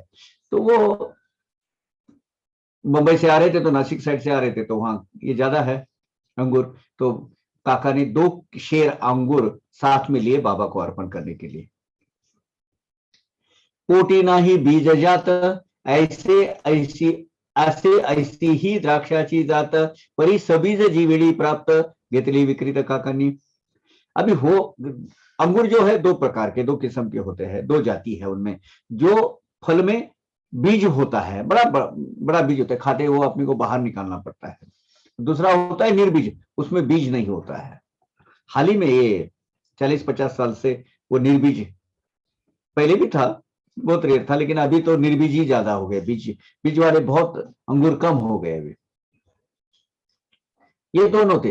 एक्चुअली लेना था काका जी को निर्बीज वाला जिसमें बीज नहीं होता है, लेकिन वो नहीं था अवेलेबल, तो जो बीज वाला है वही ले लिया उन्होंने, काका ने वही खरीद लिया। असो गोष्टी वार्ता करीत, पातली ही त्रयी शिर्डीत, सवे तिघे ही दर्शनार्थ, गेले मशिदीत बाबांच्या। ये तीनों अपना ऐसे गपशप करते हुए, धर्मसिंह भाई, काका महाजनी और एक साथी, वो आचार्य था एक्चुअली, वो ये तीनों जन शिरडी में गए और बाबा के दर्शन के लिए मस्जिद पायल में गए। बाबा साहेब तरखड भक्त, हे ही होते तेथे स्थित, शेठ धर्मसिंह जिज्ञासा प्रेरित, पुस्ती तया प्रतते परिसा। अब देखो बाबा साहब तरखड जिनके होते अपने पास अभी ये सत्संग का एक हिस्सा है, वीरेंद्र जी उनके ग्रैंडफादर, वो वहां थे शिरडी में, मस्जिद बाई में। तो धर्मसिंह जी ने क्यूरियोसिटी, आउट ऑफ क्यूरियोसिटी उनको पूछा, क्या पूछा देखिए, येथे काय आहे, येथे काय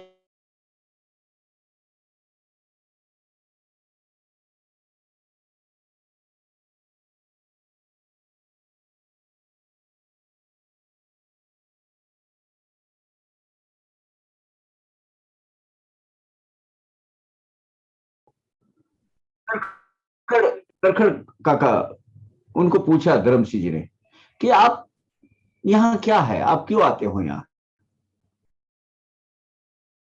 तरखड़ कहते मैं दर्शन के लिए आता हूँ। मैंने ऐसे सुना है कि यहाँ बहुत सारे चमत्कार होते हैं, वो सही है क्या? तब तरखड़ जी ने उनको फोन किया, उनको बताया, उनको बोला मैं इस भावना से यहाँ नहीं आता, महज एक चमत्कार देखना ये मैं इसमें रुचि नहीं है मुझे।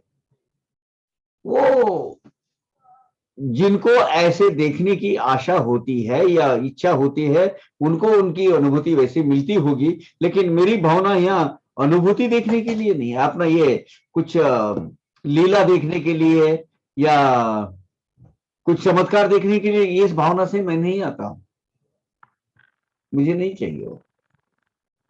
मैं बाबा के दर्शन के लिए आता हूं।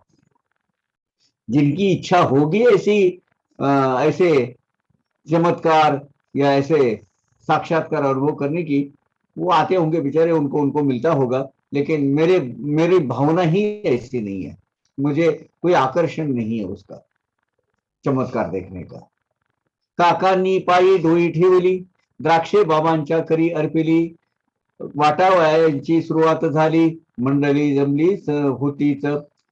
काकानी बाबा के चरणों में मस्तक रखकर दर्शन ले लिए और बाबा को द्राक्ष अर्पण किए।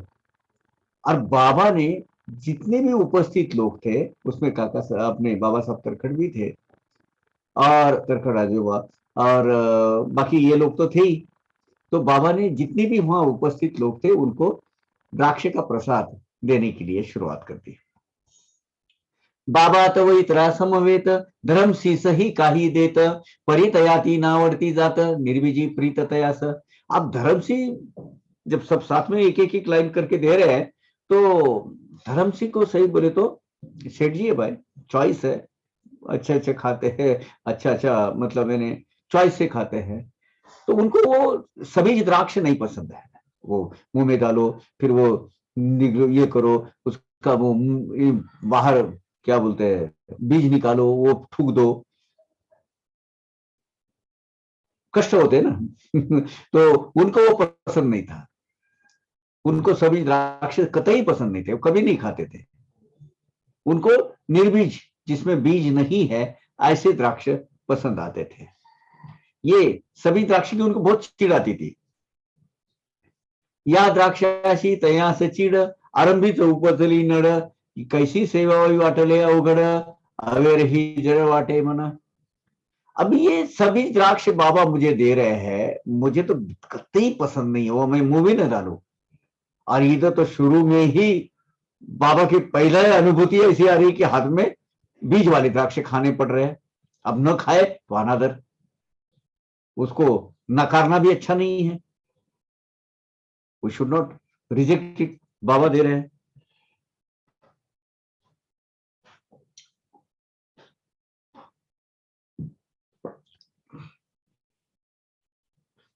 अभी क्या करें, नकारना भी अच्छा नहीं है बाबा को, मुझे पसंद नहीं, ये भी गलत है। शिवाय डॉक्टर ने सलाह दी थी उनको, शिवाय डॉक्टरे केले मना, द्राक्षेनं खावी धुतल्या विना आपणची धुने योग्य वाटे ना, कुठल्या कल्पना नानाविध। अब डॉक्टर ने बोला था, वो बड़े हाइजीन के प्रिवेंटिव केयर लेने वाले आदमी थे। डॉक्टर ने कहा था कोई भी आप अंगूर लेते हो तो पहले धो और उसके बाद खाना। ये एक तरीके से सही भी, अपने घर में भी आप देख लेना, इसमें बहुत सारे पेस्टिसाइड्स, इंसेक्टिसाइड्स मारने के लिए वो फवारे मारे जाते हैं द्राक्ष के ऊपर। वो प्री कैंसरस डिसीजेस होने की शक्यता होती है, उसमें संभावना होती है। तो हमने क्या करना चाहिए, जब भी आज की डेट में, उस वक्त की बात अलग है, आज की डेट में वो द्राक्ष सभी लाना है, और कोई भी द्राक्ष हो लाना है, पानी में भिगो रखना है आधा घंटा, अच्छी तरीके से उनको धोना है, कपड़े से साफ करना है, बाद में खाना है। उस वक्त धर्म सिंह जी को भी यही शिक्षा, यही सीख उनके डॉक्टर ने एडवाइस किया था। अब यहां अगर धोए हुए हैं, आप खुद उठकर धो के लाना, ये भी बराबर नहीं लग रहा है उनको, मैनरिज्म के बाहर लग रहा है। अब क्या करें, समझ में अलग अलग अलग तरह के विचार उनके दिमाग में आना शुरू हो गया। पुढे तैसीचे टाकिली तोंडात, बिया चगळून ठेविल्या खिशात, साधूचे ते स्थान पुनित करविना अपुनित उच्चिष्ट। ये जो धर्म सिंह थे ना भाई, ये अच्छे कैरेक्टर वाले आदमी थे, गुड मैनरिज्म था, शिष्टाचार अच्छी तरीके से पालते थे वो। तो ठीक है, अभी सबके साथ में है, तो उन्होंने भी मुंह में वो 4 दाने डाल दिए बीज, अंगूर ले लिए। अब उसकी जो बीज है अंदर के, वो चूसते ना, वो चूस के बाजू में निकाले और वो मुंह में लेके जेब में रख दिया अपने, क्योंकि ये तो संत का स्थान है, ये पवित्र पावन स्थान है, वहां बीज ऐसे थूक देवे अच्छा नहीं लगा, वो शिष्ट आचार नहीं है वो, इसीलिए वो अपवित्र करना उनको अच्छा नहीं लगा, उन्होंने अपना मुंह से लेके जेब में डाल दिया। तव ते सेठ मनी म्हणती, साधू ऐसा असता कैसे हे नेनती, की ही द्राक्षे मद नावडती, बड़े का देती मद प्रति। अब धर्म सिंह के मन में विचार आया, बाबा तो अंतर्यामी है, साधु महाराज है, संत है, तो उनको कैसे नहीं समझ में आ रहा कि ये अंगूर की ये जो प्रजाति है मुझे कतई पसंद नहीं है। उनको समझ में आना चाहिए, जो मेरे मन के खिलाफ हो रहा है और मुझे जबरदस्ती दे रहे हैं, क्या है ये? ऐसी उठता ऐसी तयांची वृत्ती, बाबा तीच अनिक त्या देती, ती सभीच आणून हातीच ठेवीती, मुखी न घालीती भरत धर्मसी। ऐसा विचारधारा उनकी चल रही है मन में, ऐसे ऐसे विचार उठ रहे, इतने में और एक बाबा ने उनको और एक दे दी, और एक बार वो सभी द्राक्ष उनके हाथ में रखे। अभी सबके साथ में जो है वही मिलेंगे, लेकिन वो इस वक्त उन्होंने मुंह में नहीं डाले, हाथ में रख दिया। सबके साथ में ले तो लिए, लेकिन हाथ में रखे, ऐसा हाथ धरकर बैठ गए। सभी जनावरती द्राक्षे खरी परिती बाबांनी दिदली करी धर्मसी सेठ उघडले अंतरेली कैसी ये परिवर्तावे। अब क्या करें, पहले तो जैसे वैसे खा लिए, अभी ये नहीं खाना चाहिए, मुझे मुझे नहीं पसंद है, वैसे हाथ में पकड़ के बैठ गए। ये खाना चाहिए कि नहीं खाना चाहिए, खाना चाहिए कि नहीं खाना चाहिए, हाथ में तो दिए है, प्रश्न पर आप उनको मतलब दुविधा अवस्था में पड़ गए। तोंडी घालावया होई नामन करुणी ठेविली मुठीत जतन तव बाबा वदती टाकरे खाऊन मानिले आज्ञापन शेटीने। तब वो सभी द्राक्ष हाथ में धरे रहे रखे, बाबा ने देख लिया और बाबा ने बोला अरे खा ले रे। और सेठ जी ने बाबा का आज्ञा पालन कर कर वो मुख में डाल दिए, मुंह में डाल दिए। अब देखो अजूबा यहां खड़ा होता है। खाऊन टाक बाबा वदता धर्म सिनी तोंडात टाकिता बीज रहित ती सर्व लागता अति आश्चर्यता पावले। अब वो सभी द्राक्ष सबके सामने दिए, पहले भी उन्होंने निकाले थे, उसी का एक हिस्सा था द्राक्ष। जैसे उन्होंने मुंह में डाला, अजूबा दूसरी लीला बाबा ने घटित करवाई। बाबा ने हाँ खा ऐसा चलते मुंह में डालते वो खाने लगे, बीज रहित है, उसमें कोई सीड नहीं, सीडलेस है वो। कैसे हो सकता है? एक ही लिए, एक कटोरी में लाए, एक अपने टोकरी में लाए, सब साफ तो दे रहे। पहली बार मैंने खाए, वो भी बीज वाले थे, उसके जो सीड है मैंने जेब में रखे हैं और अभी मैं खा रहा हूं। वो खाने की इच्छा नहीं थी, लेकिन बाबा ने बोले खा, तो खा लिया, तो सीडलेस है। आश्चर्य हो गया उनको, ये कैसे हो सकता है? मुझे क्यों लग रही है सीडलेस? क्या हो सकता है? बड़ा अजीब महसूस होने लगा, अजीब, ये क्या चीज है? ऐसी निर्विजित द्राक्षे लागता धर्मसी होनी विस्मित चित्ता मणि मने अजब सत्ता काय त्या संता शक्य। अरे भाई क्या है? संतों की सत्ता मोह माया के ऊपर, प्रकृति के ऊपर चलती है, सृष्टि के ऊपर चलती है। सृष्टि के नियम बदलने के लिए कि उनको क्या मतलब देर लगती है? प्रकृति पर उनकी निरंकुश सत्ता, अमर्याद सत्ता रहती है। ये सत्ता कैसी है आप देख लीजिए। प्रकृति ने बीज सहित अंगूर तैयार किए, वो एक टोकरे में काका ने खरीद लिए, सबके साथ में यहां बैठे हैं। अभी वो द्राक्ष के अंदर जो वो जो अंगूर के अंदर जो बीज है, वो बीज गायब हो गया। बाबा का अधिकार समझ रहे हो?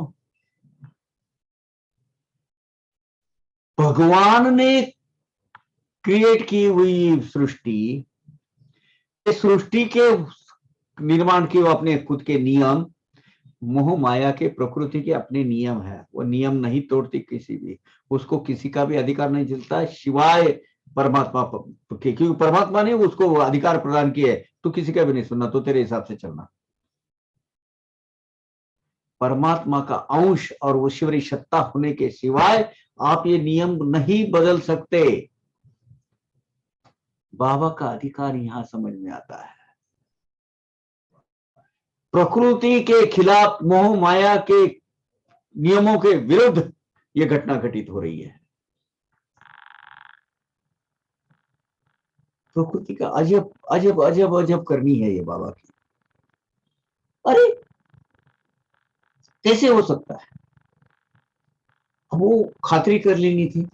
जाणून माझे मनीचा हेत असता सभीचे आणि निर्धुत्व साई मददीत जी जी देत तिथि बीज रहित हितकारी।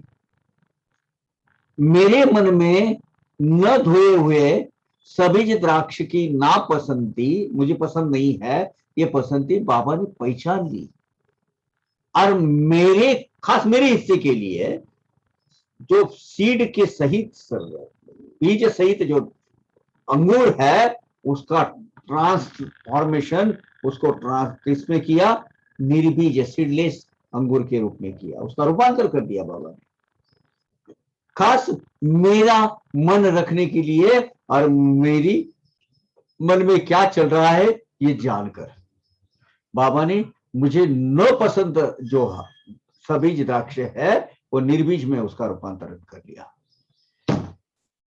अब इतनी बड़ी अनुभूति, इतनी बड़ी लीला उन्होंने, जब वो स्वयं उसका सामने साक्षी बुद्धि और स्वयं वो अनुभूति ली उसकी, स्टन हो गए, हक्के बक्के रह गए। He was just like a priest. He was priest. थक्क झाली चित्तवृत्ती, चिकित्सेची पडली विस्मृती, गळाली सर्व अहंकृती, संती प्रीति उपजली। ये क्या है? सब अभिमान, सब अपना सब मिट्टी में मिल गया उधर। उनका ऐश्वर्य, उनका अभिमान, मैं ऐसा मैं वैसा, हम दक्षिणा देंगे नहीं, हम क्या बोलते मस्तक माथा टेकेंगे नहीं, सब सब सब सब सब उनकी चिकित्सक जो एनालिटिकल माइंड था, उनका व्यावहारिक माइंड खत्म हो गया पूरा। और साई के चरणों में उनका भक्ति भाव जुड़ गया उधर। क्यों नहीं जुड़ेगा भाई? क्या लीला ये अजीब, ये कितनी महत्व है इसका। प्रकृति के बनाए हुए बीज गायब हो जाना भैया, ये मामूली बात नहीं है। पूर्व संकल्प गेले विलया, साई प्रेम उपजले हृदया, उत्कंठा जी जाहले, जी शिरडी सयावया, कृत निश्चया सारखे। सर्व उनके जो मन में आए हुए कोई विचार सब खत्म हो गए। बाबा की परीक्षा लेने, बाबा को परखने, बाबा को देखने के लिए आए थे, खत्म हो गए। बाबा के प्रति प्रेम भाव निर्माण हो गया। प्रत्यक्ष सामने जो कभी अशक्य, पॉसिबल ही नहीं है, ऐसी अजीब घटना बाबा ने उनको उसकी अनुभूति दी थी। वो अनुभव लेने की जो उत्कंठा है, वो यहाँ चमत्कार होते हैं, ऐसा मैंने सुना है। काका तरखड़ बाबा साहब तरखड़ बोले, नहीं मैं इसके लिए नहीं आता, मेरी भावना भी नहीं है, और ना तो मुझे कोई उसमें आकर्षण है, रुचि है। जिसको होगा उसको मिलेगा। मिला। उनका मन का निश्चय कहाँ के कहाँ भाग गया पता नहीं, सब अभिमान गल गया वहां। उनका वो जो निश्चय करके आए थे कि नहीं हम नहीं दक्षिणा देंगे, हम नहीं दर्शन करेंगे, सब सब सब खत्म।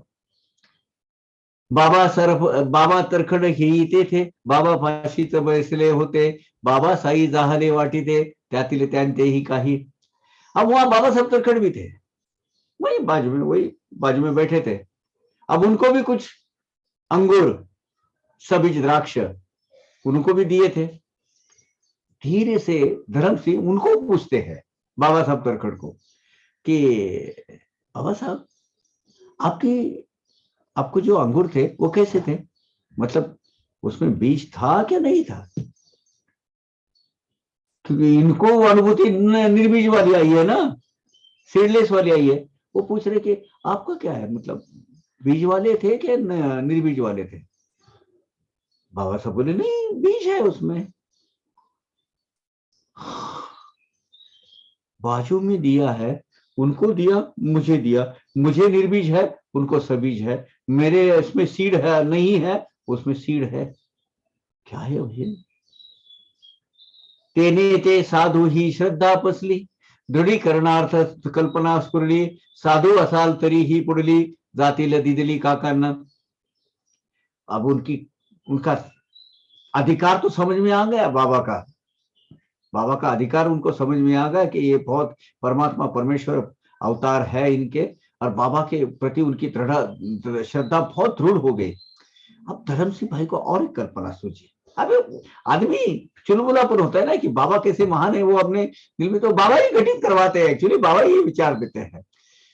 बोला यार इस वक्त अगर बाबा मेरे दिल की जानते हैं, मेरा मन में क्या चल रहा है अगर पहचानते हैं, तो बाबा इस वक्त अभी सबको जो बांट रहे हैं, मुझे टालकर वो काका महाजनी को दे देंगे, मुझे नहीं मिलेंगे। तो फिर इनका संतपन मैं मान लूंगा। अभी जब बांटेंगे ना, अभी और बांटेंगे, तब मुझे टालकर वो आगे जानी चाहिए। अभी तीसरा फेरा चालू होने वाला है। ये विचार से फिर मैं बाबा को मानूंगा। बाबा वाटित होते बहुता, परिहे स्फुरता शिट्टीचे चित्ता, काका पासून सेज धरिता अति नवलता सेठीस।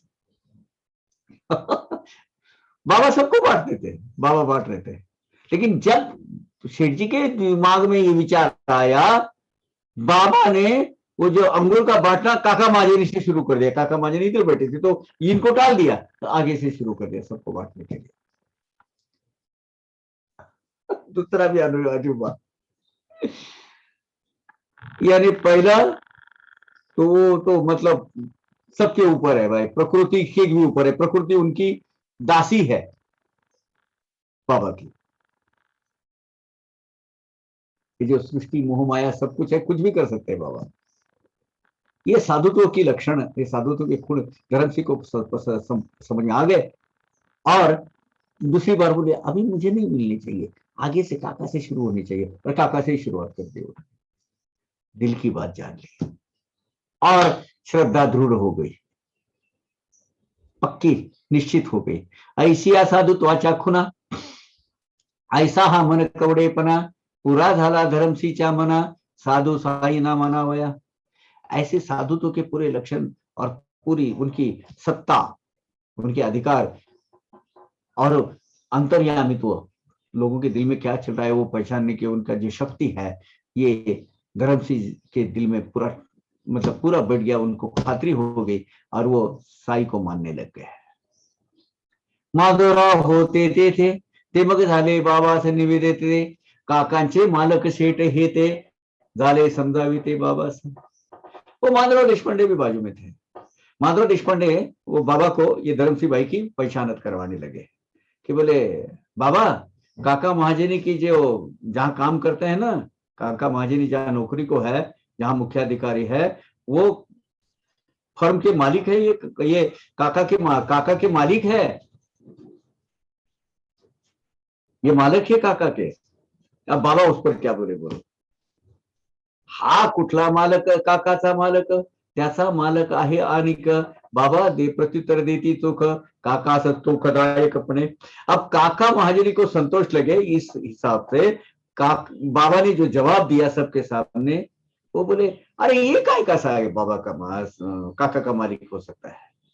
नहीं नहीं नहीं नहीं, काका का मालिक तो और कोई दूसरा है, वो अल्लाह मालिक है, परमेश्वर परवरदिगार वो मालिक है, ये नहीं बाबा का काका का मालिक। काका का मालिक तो कोई और है। बाबा ऐसे स्पष्ट रूप से जब बोले, काका को बड़ा अच्छा लगा, अंदर मतलब उनको संतुष्ट हो गए, तुष्ट हो गए। बाबा तो स्पष्ट रूप से जब ऐसा कहने लगे कि भाई अरे ये नहीं काका का मालिक, काका का मालिक और कोई और है।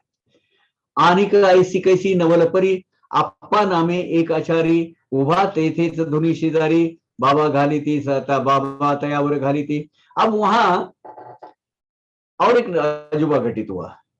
मस्जिद भाई में अप्पा नाम का एक आचार्य धुनी के पास खड़ा था। हाँ सॉरी, वो जो धर्म सिंह भाई के पास आए थे वो उनके दोस्त थे, और वहां इस प्रसंग में एक आचार्य खड़ा था।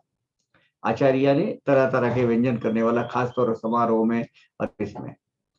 अब उस आचार्य की तरफ निर्देश करते हुए बाबा ने क्या कहा, म्हणती हे शेठजी इथवर आले, ते मध करिता नाही धाव श्रमले, आप्पा लागी प्रेम दाटले, म्हणून पातले शिरडीस। अरे ये शेठ जी जो है, ये यहां तक आया है, ये मेरे लिए नहीं आया है, मुझ पर उसका प्रेम उमड़ आया है, इसके लिए नहीं आया है। ये अप्पा है ना आचार्य, ये अप्पा आचार्य के प्रति उनको प्रेम उमड़ आया था, इसलिए आया है। अब वो अप्पा का ये गुण बोली है, पैराबोलिक बोली है, उसका अर्थ हम लगाने की कोशिश करते हैं। अप्पा वहां खड़ा है, वो आचार्य है, ये आए। अरे ये शेठ जी मेरे लिए नहीं आया भाई, ये शेठ जी है ना, ये अप्पा के प्रति इसको बहुत प्यार उमड़ आया करके आया है, मेरे खातिर नहीं आया है। यहाँ आने के कष्ट मेरे लिए नहीं लिए है उसने। क्या कहती है लीला।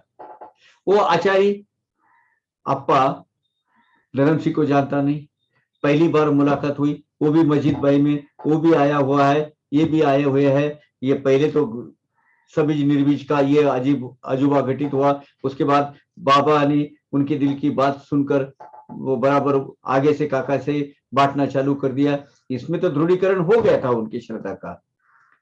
जब माधवराव ने बोला कि ये अरे काका के पेटी के मालिक है, बोले इनका मालिक नहीं है, उनका मालिक तो कोई और है। और ये बोले ये जो सेठ जी में मुझे मिलने नहीं आए हैं, ये आपा के प्रति उनको बहुत प्यार है।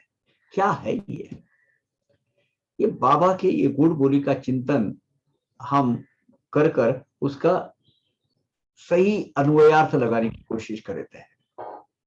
ये आचार्य और अप्पा आचार्य और धर्मसी का क्या संबंध होना चाहिए? अरे ये अप्पा नाम का आचार्य ठीक उसी तरह क्यों हाजिर था? उसका व्यवसाय आचार्य क्यों होता है? आचार्य ने ये व्यंजन बनाने वाले हैं, कुक बनाने वाले हैं। यानी ये शेठ जी और ये अप्पा, इनका पूर्व जन्म से कोई संबंध होगा क्या? आचार्य ने क्या खुद अतृप्त, खुद असमाधानी, दूसरे की लश्कर की भाकरे, ये मतलब वो बोलते मराठी में लष्कराच्या भाकरी वाजणारा, यानी मिलिट्री के लिए खाना सप्लाई करने वाला, वो बना के। यानी आचार्य भी वैसा ही होता है, खुद क्या करता है, खुद बनाता है, सब कुछ करता है, लेकिन उसकी खाने की इच्छा मर जाती है। वो अतृप्त समाधान रहता है, वो उसके लुत्फ नहीं उठा सकता, मजे नहीं ले सकता उसको। ये जो ना ये आचार्य जो है ये अतृप्त असमाधानी वृत्ति के आदमी का प्रतीक होगा, शायद होना चाहिए। देखिए क्या बोला, ये तो इनके लिए मिलने आया है, क्योंकि आगे कुछ मूवियां जो आ रही है उसमें सेठ जी के मानस का, सेठ जी की मनोवृत्ति का, मानसिकता का दर्शन कराने वाली है, उससे इसका रिलेशन है। क्या है? यानी आचार्य ने क्या खुद अच्छा रसोई बनाने वाला, वो अच्छा हुआ कि नहीं हुआ इसकी निश्चित कर खातिरी कर लेने वाला, और वो अच्छा हुआ है ये होकर खुद समाधान पाने वाला। धर्मसी भी बाबा के विषय प्रति प्रेम जिवाला, उनको के भी करुणा कारुण्य भाव या कुछ अपनापन, इसकी वजह से शिरडी में नहीं आए थे। वो किस लिए आए थे? वो साई का साईपन यानी संतपन, भगवान के लक्षण है कि नहीं ये देखने के लिए आए थे। इसीलिए सेठ जी की जो चित्त वृत्ति है, सेठ जी की मानसिकता और आचार्य की मानसिकता सेम है। ये भी क्या करता है, पहले बराबर हुआ कि नहीं, अच्छा हुआ कि नहीं, सब तरह के इंग्रेडिएंट्स बराबर गेले कि नहीं, चख देखता है, अच्छा हुआ, ठीक है। उसका आस्वाद खुद को नहीं ले सकता, लेकिन लिखी उसकी वृत्ति कैसी होती है, एनालिटिकल माइंड। यार एक थोड़ा सा नमक कम गिर गया, ये थोड़ा कम फीका लगता है, ये देखने वाला। शेठ जी भी क्या है, वही देखने आए थे ना, वैसे ही देखने आए थे कि यहाँ चमत्कार होते हैं, बाबा ऐसे से घटित करवाते हैं, यही तो देखने आया था। यानी ये सेठ जी को आचार्य के बारे में जो प्रेम उमड़ आया है, यानी सेठ जी यहाँ क्या आया है, अनाज अपना व्यंजन बनाने आए हैं, और वो अच्छा हुआ कि नहीं हुआ, कैसा हुआ क्या हुआ देखने आए हैं, जांच परख करने आए हैं, प्रत्यक्ष अनुभव को लेने के लिए जो शेठ जी की वृत्ति है और ये आचार्य की वृत्ति जो है, इसमें कोई फर्क नहीं है। ये तुलनात्मक नजदीकी जो कंपैरिजन बाबा ने किया है, इसलिए बाबा ने सही बोला, ये जो है ना ये इसको मिलने आया है, दोनों की वृत्ति एक है। असो ऐसे जे भय भाषण झाले, धरमसी आपुले निश्चय विसरले, आपण होऊन पाया पडले, मग ते परतले वाड्यात। ये संभाषण के बाद, ये मीटिंग के बाद धरमसिंह भाई खुद होकर बाबा को नमस्कार करते उन्होंने किया, और बाबा के चरण छुए उन्होंने, और बाबा को नमस्कार कर फिर वो बाड़े में आ गए, जहां वो टेम्पररी रहने के लिए उनको जो उनकी व्यवस्था जहाँ की हुई थी। आगे दोपहर को असो माध्यान्ह आरती झाली, घरी जाण्याची तयारी चालली, आज्ञा घेण्याची वेळ आली, मंडळी निघाली मशिदी। अब दोपहर की आरती हो गई। अभी रात को आए थे सवेरे, आरती होने के बाद दोपहर को आदमी निकल जाता है, एक दिन का ट्रिप हो जाता है शिरडी का। तो घर को जाने के लिए तैयारी करने लगे वो, बाबा की आज्ञा लेने के लिए टाइम आया। आरती के बाद आज्ञा लेने के लिए सब लोग मस्जिद भाई में गए, जाने लगे सब। धरमसिंह तेव्हा काका शोधत, मी तो नाही आज्ञा मागत, तुम्हीच मागा तुम्हा ती लागत, तब काय म्हणत माधवराव। धरमसिंह बोले यार मैं तो हमेशा रेगुलर नहीं आता हूँ इधर, मुझे तो कोई आज्ञा लेने की जरूरत नहीं है। काका को बोले तुम ही आज्ञा मांग लो, तुमको ही जरूरत पड़ती है। तब माधवराव जो थे वो क्या बोले वो सुनो। माधवराव बोले ये भाई धर्म सिंह ने तो बोल दिया भाई मुझे कोई जरूरत नहीं है आज्ञा लेने की, आप काका बाबा के भक्त हो, बाबा का आज्ञा लेने के शिवाय अपन निकलते नहीं हो, तो आप ही ले लो। माधवराव उस वक्त बोले काकांचे तो नाही प्रमाण, आठवडा एक भरल्या विना होणार नाही आज्ञापन, आपणची विचारून घ्या ना। धर्म सिंह के ये कहने पर माधवराव ने कहा काका के बारे में कुछ नहीं बोल सकते भाई, एक हफ्ता रहने के लिए सिवाय काका तो उनको परमिशन देते नहीं है। आप ही काका को, आप ही बाबा को पूछ लो ना, आपने वो पूछना अच्छा है।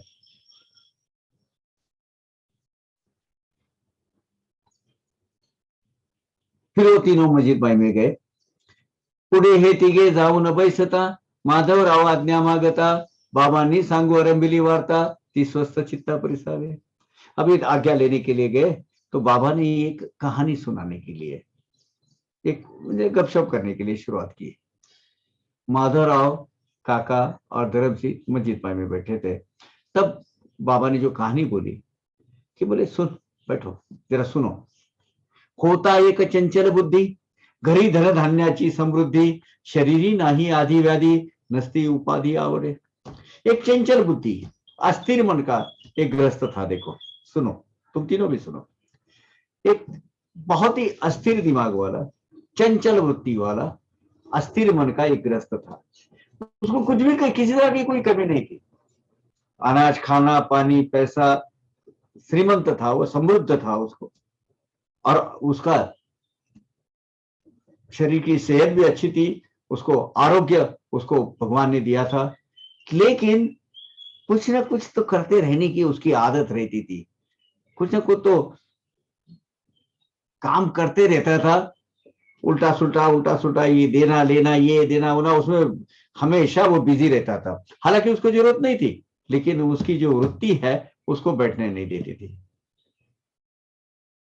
खाली बैठना उसके फितरत में ही नहीं था, उसके स्वभाव में ही नहीं था। कहीं ना कहीं कुछ ना कुछ चालू है।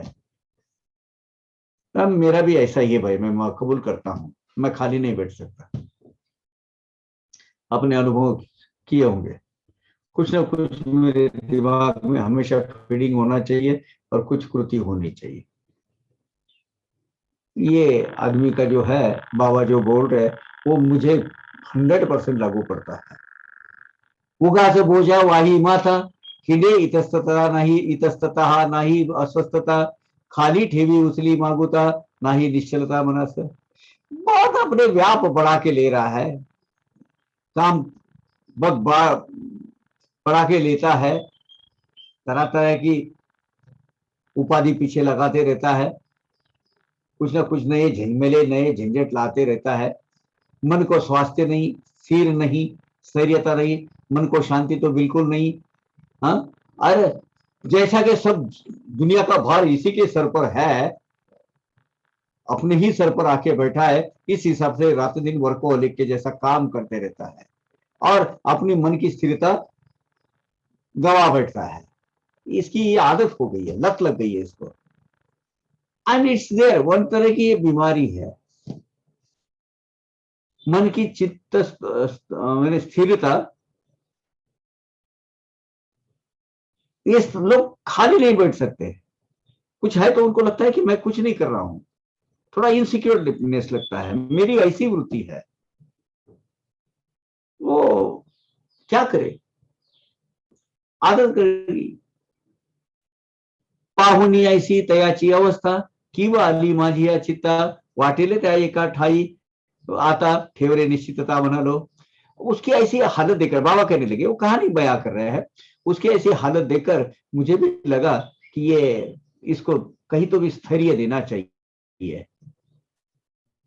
तो मैंने उसको बोला, क्या एक जगह शांत बैठ, क्या भाग दौड़ करते थे, कितना पैसा तुझे कमाना, कितना क्या करना, कितना काम करेगा, किसके लिए कमाएगा, है तो सब कुछ तेरे पास दिया हुआ है भगवान का, फालतू के अपना झमेले में उलझन में पड़े रहता है, हमेशा नया नया नया चीज करते रहता है। मुझे दया आई उसकी, और उसको चित्त को स्थैर्यता देने के लिए मैंने उसको कुछ सलाह दी। आज एक हम यहाँ खत्म करते हैं कि मुझे जरा थोड़ा सा दूसरे प्री ऑक्यूपेशंस है, लेकिन अपना 9:30 हो गए ना, 1-2-4 मिनट हो गए, बस 1 मिनट है। तो 117 हम खत्म कर दिए हैं, आगे आगे कल देखेंगे। I remember having heard from my father about this incident. Kushi Kaka Mahajan is Dharamsi Thakkar, and my grandfather's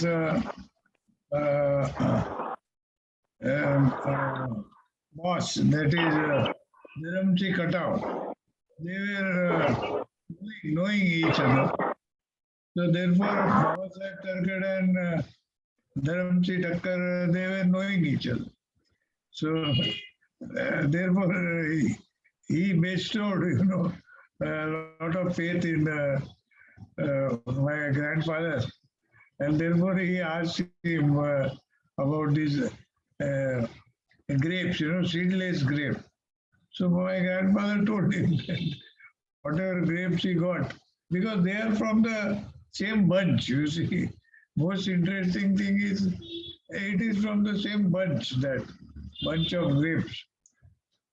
So if they are seedless, then all of them has to be seedless. Or if they are with seeds, all of them has to be with seeds. So he did ask my grandfather. And he told him that whatever grapes he ate, they were all with seeds. So that I remember my father used to tell. But this was the case actually. And it had happened. And what Pawar Kaka says, I mean, how can it be? It's not humanly possible for you to make, seeded grapes, convert them into seedless. This is required superpower. So Baba means Baba is nothing but superpower, you see. And only thing is, interesting thing is, each one of devotees have to experience it, you see. When you experience this, then only you will realize what is that superpower. So I can only add that all devotees must take a lesson from this Leela. Whatever Baba used to do, this is something astonishing. And it is still continuing. You see, what is important today is these Leelas are continuous. So, Sai devotees should have faith, trust, and great belief that Baba is a superpower in the human form. This is what I can tell.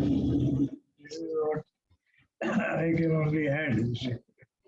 And it will go on. You see, most important thing is this will go on till eternity. So that's all. That is what I can add.